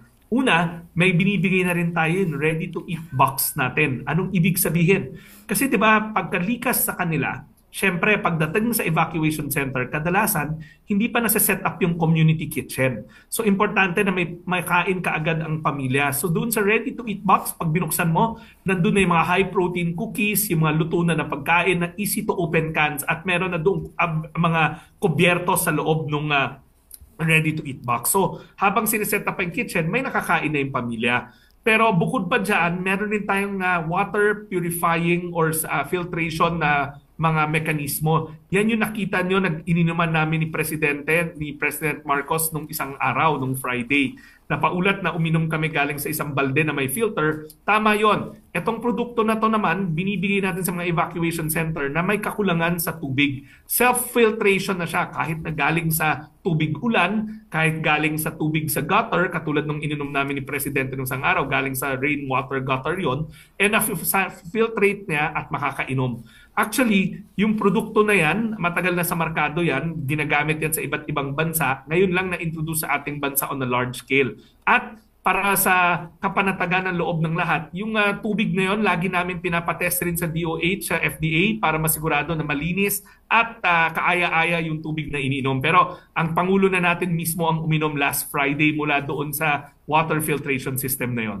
Napakaganda malita niyan, Sec Rex. Pero ngayon, since tayo po talaga ay nagpapamigay ng mga ayuda sa mga kababayan natin na nasalanta ng bagyo at baha, baka po meron po kayong mensahe sa mga LGU officials natin patungkol po sa pagbibigay ng mga ayudang ito. Kasi baka po yung iba ay nagagamit pa sa pamumulitika. Sa ating mga local government units, galing ako sa hanay nyo. Mataas ang aking pananalig na alam natin na ang prioridad natin ay ang tapakanan ng ating mga kababayan. Naniniwala ako na sa pakipagtulungan sa inyo, mabilis na makakarating ang ating mga relief pack para sa lahat ng mga nangangailangan. Sa DSWD, wala kaming pinipili dahil bawat buhay mahalaga at nananalig kami na ganoon rin ang opinion nyo, ganoon rin ang inyong pananaw. Sa ganitong mga panahon, ang bawat buhay mahalaga, walang pinipili, lahat tinutulungan at ang DSWD handang umagapay sa mga pangangailangan ng inyong mga constituent. Magsabi lang kayo sa amin. Sa mga kababayan po natin, ano naman po yung mabibigay nyo assurance para sa kanilang ikagiginhawa kahit po nasasalanta sila ng bagyo at baha?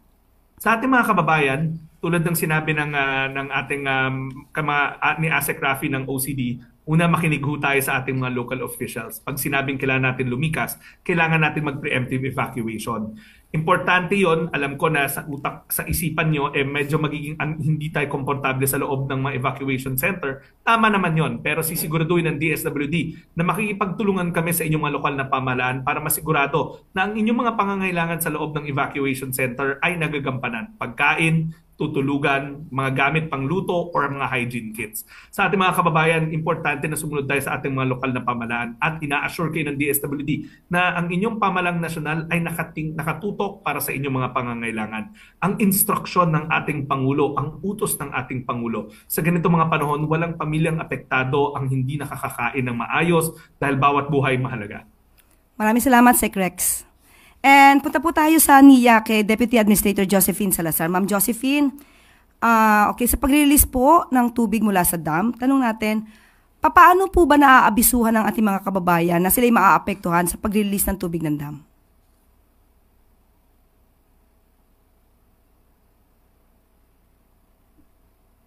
Yusek Claire, andito na po ang aming administrator, Eddie Guillen. Siya po na po ang sasagot po ng mga katanungan. Sige po, ma'am. Salamat po. Yusek Claire, mayroon po tayong protocol po dyan. No? By the way, naibag kamalam.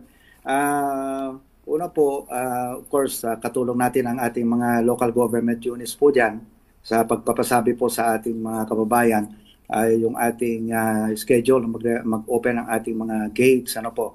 And of course, dito sa social media ng NIA, at ang totoo po niyan, meron na rin po tayong radio station ngayon dito sa NIA para makatulong din po. But ang kagandahan po, kung narinig natin yung report kanina, yung ating mga high dams, ano po, yung malalaking dams natin, ay malayo pa po bago mapuno. Ang umaapaw lamang po ay itong ating mga diversion dams kasi mabababa lang po itong mga to. Admin Eddie, ang tanong lang natin, meron na po ba, kanina po alam natin na may na-release na po mga tubig. Ano po yung mga lugar na naapektuhan po nito para po maramdaman nila at malaman nila na talaga po kailangan mag-release ng tubig at talagang ang epekto nito ay medyo tataas yung tubig sa kanilang lugar? Ang ating pong mga high dams under ng NIA ay hindi pa po nagre-release ng tubig. Ang nagre-release lamang po ay itong Ipo Dam natin. Ito po yung kinukuha na natin ng tubig, inumin sa Metro Manila. Ano po? Ang top ng Ipo Dam kasi nandyan din yung Angat. Pero kung napansin natin, yung Angat hindi pa nagre-release. Ano po? Ang maapektuhan po dyan is yung Bulacan area. Lahat po kasi ng nire-release ng mga dams na ito ay dadaan lamang sa ating Bustos Dam. Mangyari po yung Bustos Dam natin ay isa ring diversion dam. So wala po siyang kakayanang mag-imbak ng maraming tubig. Hindi siya reservoir type. Kaya i-release lamang po niya. So itong Bulacan area po ang nanganganib kapag nagre-release po itong Ipo at saka yung Angat Dam. So pagka ganito po mangyayari, mga ilang oras po bago nyo i-release, ilang oras ang ibinibigay nyo sa taumbayan para malaman nila mag-release po kayo ng tubig? Meron din pong protocol yan po na sinusundan natin with Angat ng Ipo Dam. Ano po? So at least mga 2 to 3 hours, alam na po nila. But dito po sa NIA, Yusek Claire, ang totoo po niyan, 2 weeks prior, ano po, meron kasing ginagamit ang NIA ngayon na itong ating advanced weather forecasting system na may AI technology. 2 weeks na pe-predict na po namin kung magre-release kami ng tubig o hindi. Dito sa ating malalaking dam, ano po, dito sa Magat and Pantabangan. So, ganoon po ang sistema ng NIA. But ito pong mga private like San Roque, itong Angat, and itong Ipo, mga ilang oras din po ang binibigay sa atin. At nakikipag-ugnayan din po sila direkta sa LGUs. Sir, ang tanong din natin, para na rin po sa mga kababayan natin, bakit nga ba kailangang mag-release ng tubig mula sa dam? Of course, yung structural integrity po kasi ng ating mga dams. Ano po, merong spilling level po yan. At pag inabot na po yung spilling level, ay talaga pong magre-release na po ang ating mga dams. Pero ang maganda po sa ating mga high dams, ano po, ay ang releases natin dyan, bago pa lang dumating yung bagyo, nagre-release na po tayo dyan. So like in the case of Magat, for example, ano po, ang regular po lang na flow ng ilog dyan, mga nasa 100, or less than 100 CMS. Pero po sa kalakasan po ng bagyo, nagre-release po yan ng from 8,000 to 12,000 CFS. Ganun po, talagang maladulobyo ang dating po niyan. Ano? Pero sa tulong po ng ating mga high dams, kapag kakalakasan po ng ulan, yun po yung time na nakukontain natin yung rumaragasang tubig. At nagre-release ulit tayo pagkatapos na po yung tag-ulan para bawas po sa peligro ng baha. Kaya yan po ang gusto ng ating Pangulo, di po ba? Na magtayo tayo ng mga reservoir type dams para makontrol natin yung baha. May kasabihan po tayo, Yusek Claire, ano? Anything that you cannot control, you cannot manage. So, ang best flood control project talaga is yung ating mga high dams para ma-manage natin yung tubig ba at of course yung irrigation natin. So, in other words, sir, kasi nasabi niyo po na para 2 to 3 hours bago mag-release ng tubig ay pinapaabiso niyo na po. So, most probably, alam din po ito ng mga LGU officials. Yes, Yusek Len. In fact, again, yung ating mga LGU officials, alam din po itong mga to. Pero gaya po ng nasabi ko po sa inyo, itong systems na under po ng NIA, like Pantabangan, yung malalaki po Pantabangan, Magat, at ngayon yung sa ating Halaordam, ay mas malayo pa po ang ating abiso sa kanila. Ano po? Ang pinaka-maiksi po na abiso natin sa kanila, around mga 4 days to 1 week. Ganun po tayo kasigurado sa ating forecasting system sa NIA. Pero yung mga private kasi natin, dams, mas maiksi po yung bigay nila ng forecasting, yung ating warning, lalo na po dito sa Ipo Dam, dahil yung Ipo, dalawa po ang paggagalingan ng tubig yan yung Angat at saka yung Ipo River. Ano po? So, hindi nila talaga halos ma-predict ang bagsak ng tubig dyan. Kaya mas maiksi po yung pagpapasabi nila ng abiso. So in other words din po, mas maganda rin po makipag-ugnayan ng LGU officials sa NIA kapag ka po mag-release na ng tubig para po maabisuhan din nila yung kanilang mga constituents? Yes po, may existing protocol po kami dyan, Jose Claire. Na po yun, automatic na po yun. Standard operating procedure na po natin yun. Yung pag-uugnayan natin with LGUs at saka yung ating pagsasabi sa ating social media, sa ating mga platforms para po masabihan ang ating mga constituencies sa baba. Lalo na po dito ngayon may radio station na po ang NIA under ng PBS na po. So mas maganda na po yung ating warning system ngayon. Okay po. At ano po yung inyong mga mensahe sa ating mga kababayan pagka po magpaparelease ng tubig o sa mga ganitong klaseng mga sitwasyon po? Alam niyo po, of course, lagi nating sinasabi sa ating mga kababayan, lalo dito sa may Bulacan area, na alam niyo, Jose Claire, medyo talagang komplikado ang sitwasyon dyan, dahil affected din sila nung itong mga high tide, yan. So, ang magandang ahensya talaga para na sa more na pakikipag-ugnayan sa ating mga kababayan ay itong LGUs din. So, pinapaigting po natin ang ating ugnayan sa ating LGUs para po mas maganda matukunan ang pangangailangan ng ating mga kababayan. Maraming salamat po, Admin Eddie Guillen ng NIA. At bago po na tayo pumunta sa MMDA, muli po natin makakasama si Engineer Christopher Perez, Chief of Weather Forecasting Section ng DOST Pag-asa, para bigyan tayo ng ulat tungkol sa lagay ng panahon na maaasahan natin sa mga susunod na araw pa. Good morning, sir. Good afternoon po, ma'am, at saka sa mga kasama po natin. So, please allow me, mag-share lang po ako ng aking presentation for the update.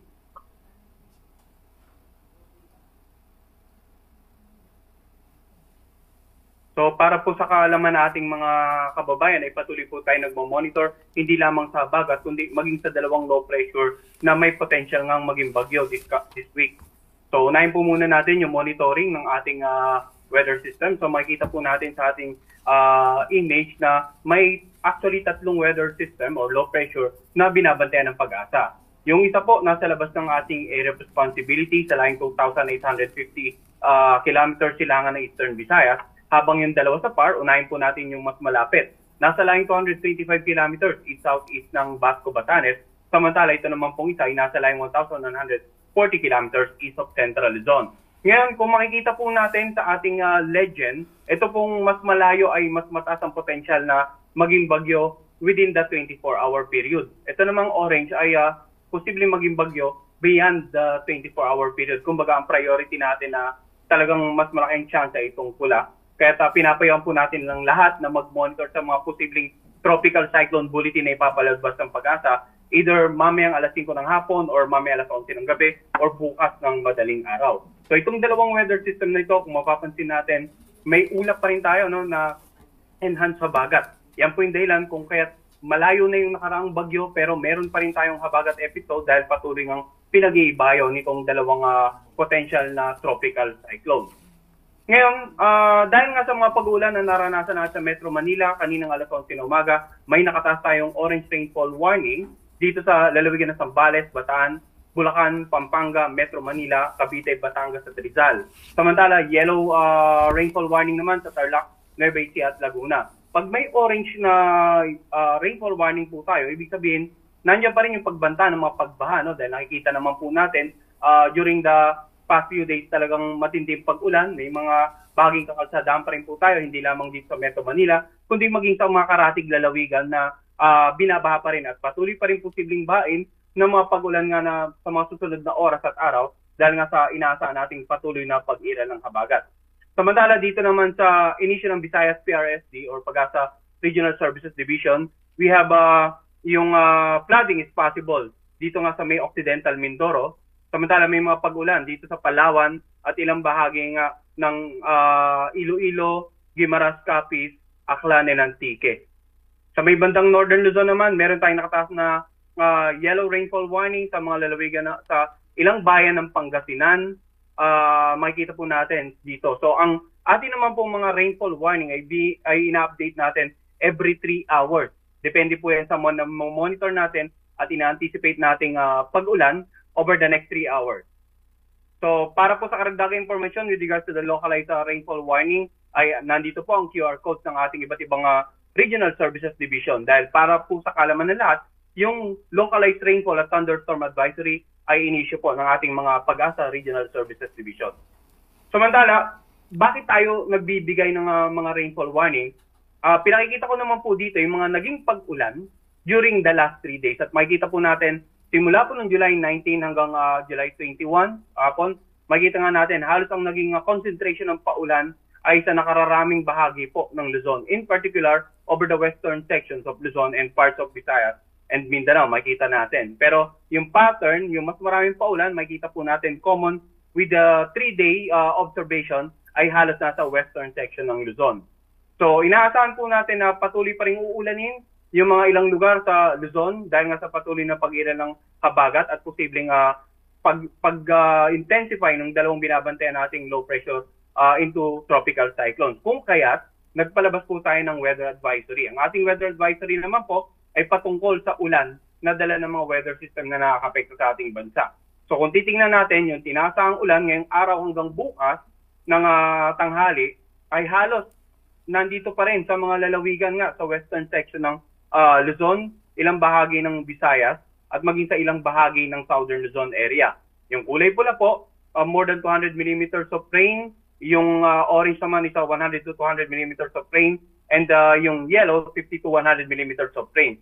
Gaya nga na nabanggit ko nitong kanina, may mga ilang araw na yung tayong pag-ulan, may mga lugar na binaha, at meron po, lalong-lalo sa mga malapit sa paanan ng bundok, nandiyan pa rin yung banta ng mga biglang pagguho ng lupa. Dahil kahit sabihin natin mahina hanggang sa katamtaman ng pag-ulan, kung ilang araw na pong nababad yung lugar nyo sa pag-ulan, ay posibleng malambot na yung mga bahaging kalupaan.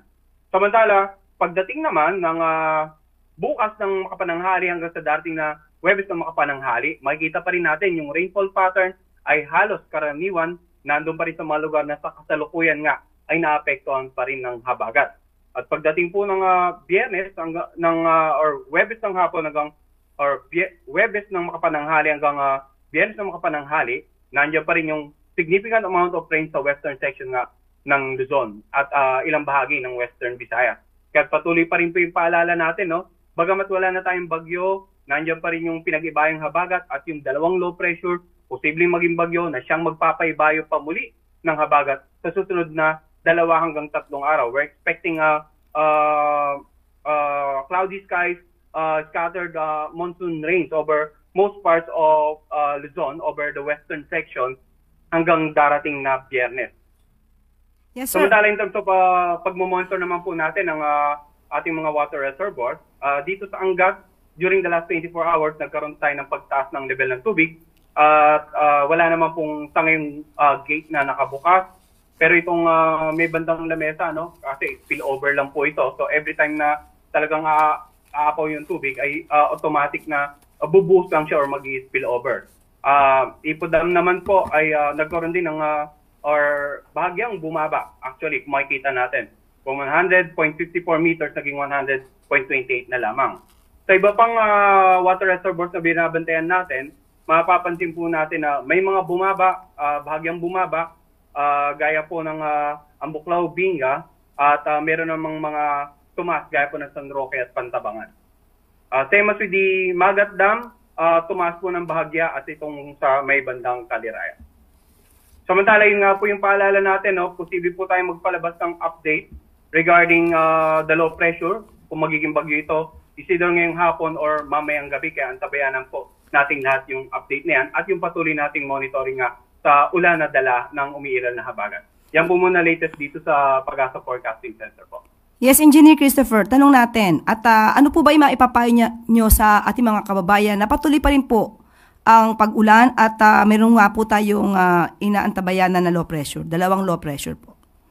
Well, gaya nga po ng nabanggit ko, ma'am, babalikan natin the last 3 days talagang matitinding pag-ulan ang naranasan sa mga lalawigan ng Luzon, karaniwan yung mga nasa kandurang bahagi, including Metro Manila po yan, at dito nga pinakikita natin na over the next 3 days, posibleng almost the same areas ang posible pa rin makaranas ng pag-ulan. Kaya hanggat maaari po ay maging alerto sa mga posibleng pagbaha, lalong-lalo sa mga nakatira sa mababang lugar, yung pag-apaw ng ilog, yung mga coastal communities sa paligid po na, or sa gilid ng ilog, as much as possible, makipag-ugnayan sa kanilang local government at local disaster risk reduction managing officers para sa patuloy na disaster preparedness and mitigation measures. At yung mga kababayan po natin na malapit po sa paanan ng bundok, ganun din po makipag-ugnayan sa kanilang local government, lalong-lalo kung ilang araw nang umuulan sa inyong lugar. Baka wala pa kayo nararanasan na pagguho ng lupa, pero sa mga susunod na araw ay uulan pa po, kaya maging alerto pa rin po sa mga posibleng pagguho ng lupa. At yun nga po, yung paalala rin natin na may binabantayan din po tayong low pressure na posibleng maging bagyo, antabayanan din po ng ating mga kababayan yung latest news, weather update na mula po sa Pag-asa. Maraming salamat, Engineer Christopher. Balik po muna tayo kay ASEC Rafi, OCD. May tanong po mula kay Pia Gutierrez ng ABS-CBN. Ano po ba ang maaari nating contingency measures in case ng inclement weather during the SONA? Opo, of course, we will depend on the protocol ng Congress po if they will suspend yung SONA. But kami po, with our NCR, we are closely coordinating with the PNP po na magkaroon tayo ng orderly conduct ng flow ng mapupunta sa SONA. So kami po, ang areas na surrounding Congress ay hinahanda pa rin natin in case na magkaroon ng hindi magandang weather. So in the event po na mag-suspend naman or magkaroon ng suspension ng work or classes, tuloy-tuloy pa rin naman ng ating mga emergency responders na naka-standby in case na kailangan ng assistance during the SONA po. Salamat po, ASEC Rafi. Okay, punta na po tayo kay MMDA Chair Don Artes. Sir, ang tanong, ito po ay tanong mula kay Let Narciso ng DZRH. Paano po yung NCAP sa ganitong sitwasyon? May areas po ba na may baha, obstruction, hindi kita yung mga signages at may mga sirang ilaw po kung sakasakali? Una-una po, Yusek Claire, during mga ganito pong panahon, although hindi namin sinususpend yung NCAP, pero may manual validation po tayo. So, halos lahat po ng possible violations ay ini-invalidate naman po natin. Lalong-lalo na po yung sa may mga bahang portions na hindi natin nakikita yung signages. Definitely, wala pong huli na mangyayari. Siyempre po, iba na po yung situation. Like kanina, may aksidente po. Nakitang-kita naman po sa CCTV na napaka-reckless ng pagkakamaneho noong pong na-aksidenteng vehicle at may isa pa pong na-aksidente. So, case-to-case basis yan, pero generally, pag ganito pong panahon, halos suspended po ang NCAP implementation po na. Pati po ba yung number coding, yes po, Chair? Declare po tayo, Yusek Claire, kahapon pa na suspended po yung number coding. Salamat po. Ang tanong po pala na yan ay galing kay Rich Bon ng Tribune. At ito po yung kay Let Narciso Reyes. Nirereklamo ng Manila LGU ang mga sirang pumping stations. Kaya daw mabilis tumaas ang tubig at medyo mabagal ang pag-subside ng tubig. So, nakita niyo po ba, Chair Don Artes, kung saan hindi gumagana yung mga pumping stations dito sa Manila? Well, yung pong particular na inireklamo po ni or nabanggit ni Mayor Isko Moreno na pumping station po na hindi gumagana ay yung pong sa Sunog Apog na pumping station na kasalukuyan po ay nire-repair ng DPWH. Hindi pa po yan na i-turn over sa amin dahil po ginagawa nga po or nire-repair or nire-rehab ng DPWH. So, yan po yung kanya pong binabanggit. So, ipa-follow up po natin yung status po ng pagre-rehab niyan para po magamit kaagad. Dahil tama po siya, yan po yung salubong doon sa tubig na nanggagaling Quezon City, pababa po ng Espanya through the Blumentritt drainage system. At yan po supposedly yung magpapump ng tubig palabas po para po hindi na umabot dito po sa Espanya area. So, follow up po natin yan, Yusek Claire, para po matapos kaagad. At alamin po natin yung status ng rehab sa DPWH po. Apo, baka po meron din po kayong update kasi alam ko po ginagawa din po yung pumping station sa Navotas. Ito po ba ay meron po kayong update? Yes po. Yung navigational gate, yan din po ay kinukumpuni ng contractor po ng DPWH. Originally, ang target po niyan July 8, pero nakitaan po ng micro cracks yung link arm po. Yun po yung mechanism na nag-aangat itong floodgate para maisara o mabuksan po siya. Then, nag-set na naman po ng target na July 21, which is kahapon, pero hindi na naman po umabot. I-follow up lang po namin sa contractor para po matapos kaagad dahil kailangan po yan dahil pag hindi po siya gumagana, nakakapasok po yung tubig sa Malabon at sa Navotas during high tide. So, minamadali naman po yan. Tinutulungan po namin ng DPWH, pati yung contractor.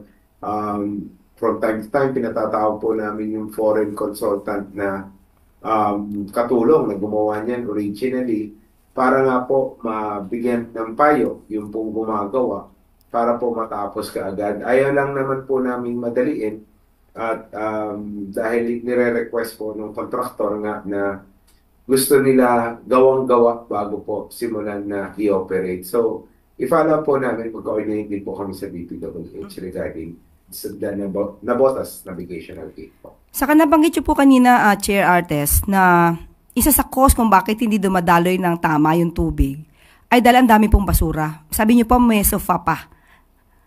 Apo, pwede po namin ipakita sa inyo yung sofa. May ref, may sofa, iba't iba pa pong materyales na anod po, dala po ng tubig baha.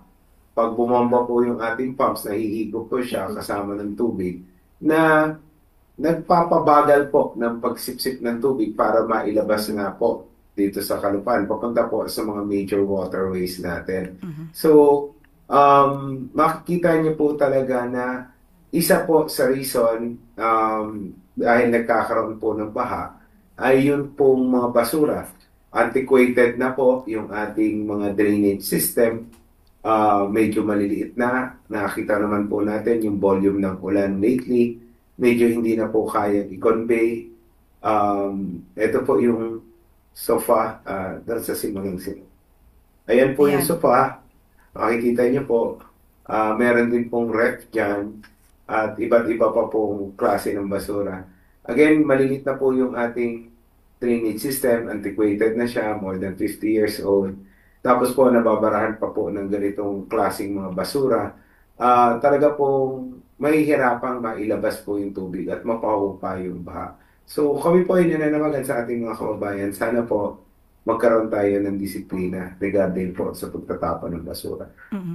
So in other words, Chair Artes, hindi lang ito trabaho ng gobyerno para maiwasan natin yung pagtaas ng tubig kapag may ganitong klaseng mga bagyo. Kundi dapat pati mga kababayan natin ay tumutulong para maiwasan po yung ganitong klaseng sitwasyon. Opo, sa akin pong palagay, ang pagbabaha po ay hindi lamang po responsibilidad ng pamahalaan. Dapat po magtulong-tulong tayo, hindi po natin kaya na tayo lang. Kailangan din po ng partisipasyon ng bawat isa. Lalong-lalo na po sa pagtatapon ng basura. Mayroon po tayong na-identify, Yusek Claire, na 49 areas ng mga lansangan na pag po tumataas ang tubig, alam na po namin na nababarahan ng basura. Ito naman po ay regular namin nililinis. It's just that pag po umulan, yung tubig po ay may dalang basura na pag naipon po sa mga canals, yun po yung nagiging dahilan para mabarahan yung tubig at tumaas po yung level. Like kahapon, amin pong na-observe doon na naman po sa may White Plains, sa may Camp Aguinaldo, lumalalim po yung tubig. Halos umabot na po, lagpas na po ng gutter.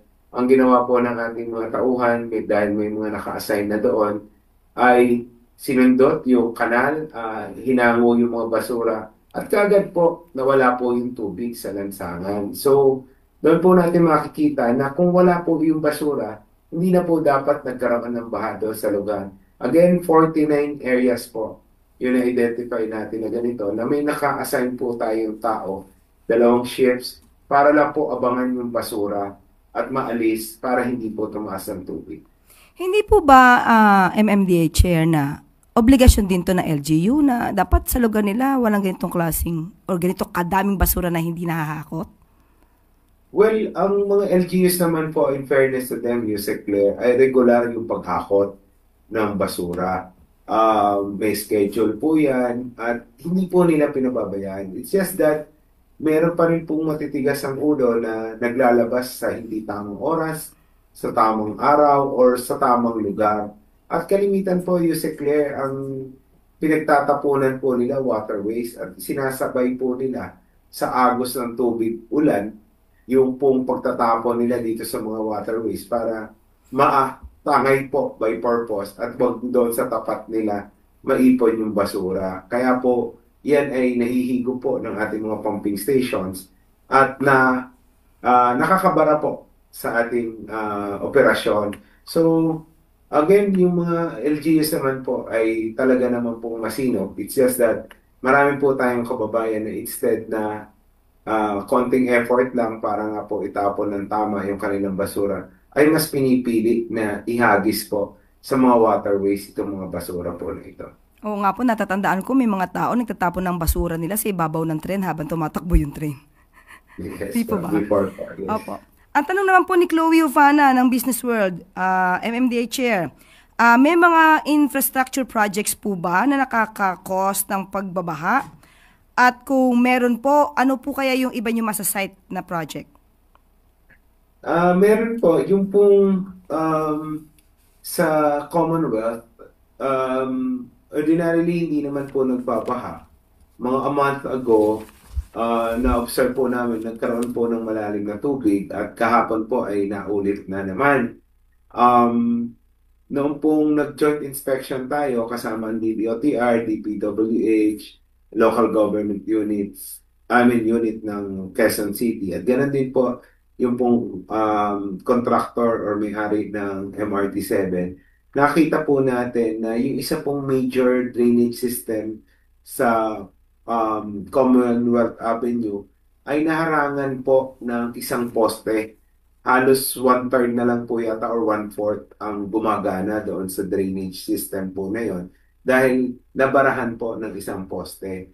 Ganon din po yung mga lagusan ng tubig mula sa karsada papasok po sa drainage system. May mga ganon po na nabarahan na rin po ng construction materials. Agad naman po tayong nakapag-ugnayan kay Sec Pins, Dison, at naiulat niya po na inaayos na po ng MRT-7 yung pong nabarahan na drainage na yan. At ganun din po, inireport din po namin kay Sec Pins at ina-actionan na yung mga skyways po natin, yung downspout po nila ay hindi po nakadugtong sa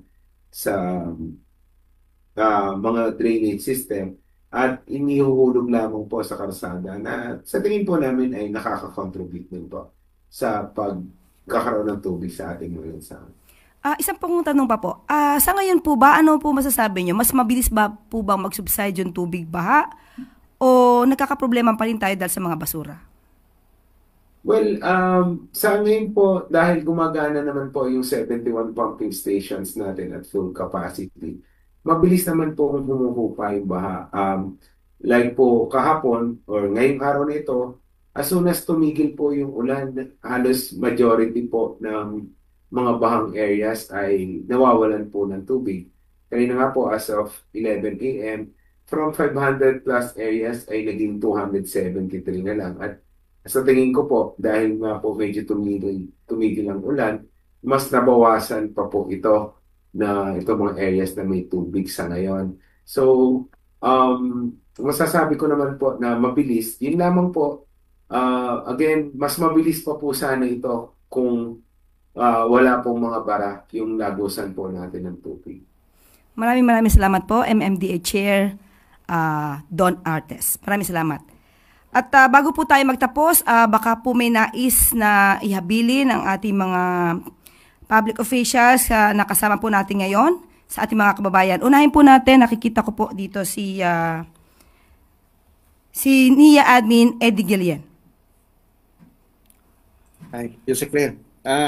Ang masasabi ko lamang po dito sa ating mga bagong bayan yung magsasaka ay nakahanda po lagi ang NIA na tumulong sa inyo, lalo na po pagka ganito may mga calamities. At ang pinagpapasalamat po namin, Yusek Claire, is yung mga equipments po na na-turn over sa atin ng ating Pangulo ay malaking tulong po para sa pagpapasaayos namin, mas mabilis at pagdedeclag natin sa ating mga irrigation canals. At asahan po ninyo yung ating mga naapektuhang mga magsasaka ay patuloy ang ugnayan namin ng Department of Agriculture para mabigyan po kayo ng mga kailangan ninyong mga seeds para makapagtanim po ulit, o yung kung hindi naman na makakaabot yung ating mga high value crops para matulungan po kayo. So yung bilin po ng ating Pangulo ay talagang tutukan po ang pangangailangan nating mga magsasaka. So kami po lahat ay nagtutulong-tulong para po mas maganda ang serbisyong darating po sa inyo. Maraming salamat po. At puntahan po natin si ASEC Rafi Alejandro ng OCD. Yes, Yusek Claire. Ang panawagan lang po namin na tulad po ng panawagan ng ating Pangulo sa lahat po ng mga LGUs, ating mga kababayan, sumunod po tayo sa mga abiso. Kami po ay nakahanda. Nakahanda po ang buong gobyerno na tumugon sa mga pangangailangan. Kami po ay nakaredy kasama ang DSWD, DOH, ang ating Armed Forces, ang PNP, lahat po ng 44 member agencies ng NDRIMC ay ready po para dito sa ating mga weather disturbances po. Salamat po. At punta naman po natin si ASIC Albert Domingo ng DOH. Salamat po, Yusek Claire. Ang buong lakas po ng gobyerno sa pangunguna ni Pangulong Marcos Jr. ay nandito, kasama po ang Department of Health. Mag-ingat po tayo pag may abiso po sa evacuation, lumikas na po. Ang ating pong tubig ay pakuluan natin ng 2 minuto para siguradong hindi kontaminado. Kung tayo po ay mabaha, tayo po ay kumonsulta kahit walang simptomas para maiwasan ang leptospirosis. Patuloy po naroronda ang mga doktor at nurse at health worker ng DOH at ng mga LGUs sa utos na rin ng ating Pangulo at ni Secretary Ted Erbosa para mabantayan ang kalusugan ng ating bayan. Salamat po. Salamat po. At puntahan po natin si Engineer Christopher Perez ng DOST Pag-asa. Maraming salamat po, Yusek Claire. Ganun po ang paalala natin, no? Kasama po ang lahat ng partner agencies natin sa disaster preparedness and mitigation. Panawagan po natin sa ating mga kababayan na sundin na kanilang LGU at saka local DR officials in terms of disaster preparedness and mitigation, lalong-lalo na may ongoing habaga tayo at may paparating po tayong bagyo. Manatili pong nakatutok sa latest update ng Pag-asa at as much as possible, ang i-share po natin ay yung tama at angkop na impormasyon galing po sa mga authority in terms of that particular information. Maraming salamat po. Salamat, Engineer Christopher. At puntahan po natin si MMDA Chair Don Artes. Yusek Claire, pursuant po sa instruction ng ating Pangulo, ang MMDA po ay nagprepara at patuloy na nagtatrabaho para po paghandaan at aksyonan yung mga problema po na dulot po ng pagbaha, gawa po ng hanging habagat. Kami naman po ay nakaantabay sa kahit anong mangyari. Kami po ay nakikipagtulungan sa ating mga lokal na pamahalaan. In fact, yung ating pong search and rescue team ay nasa Malabon ngayon para po tumulong sa paglilikas at ganoon din po sa pagdidistribute ng relief goods. So kami po ay nakahanda sa anuman pong posibleng mangyari at asahan po ninyo na ang inyong MMDA ay nandito po para umagapay po sa lahat po na nangangailangan. Salamat po. At punta natin si DSWD-Sec Rex Gatchalian. Maraming salamat, Yusek Claire, sa ating mga kababayan. Sa alinsunod sa utos ng ating Pangulo, sinisigurado po ng DSWD na may sapat na pagkain ang mga apektadong pamilya, lalong-lalo na yung mga nasa evacuation center. Huwag ho kayong mag-alala, meron ho tayong naka-preposition na 3 milyon na family food packs sa 1,000 na warehouse at malalapit yung mga warehouse sa inyo. Huwag ho kayong mag-alala, handang-handa ho ang DSWD sa utos ng ating Pangulo na tumugon sa inyong mga pangangailangan sa mga darating na araw kung maapektuhan tayo nito mga sunod-sunod na habagat. Maraming salamat, Sec Rex.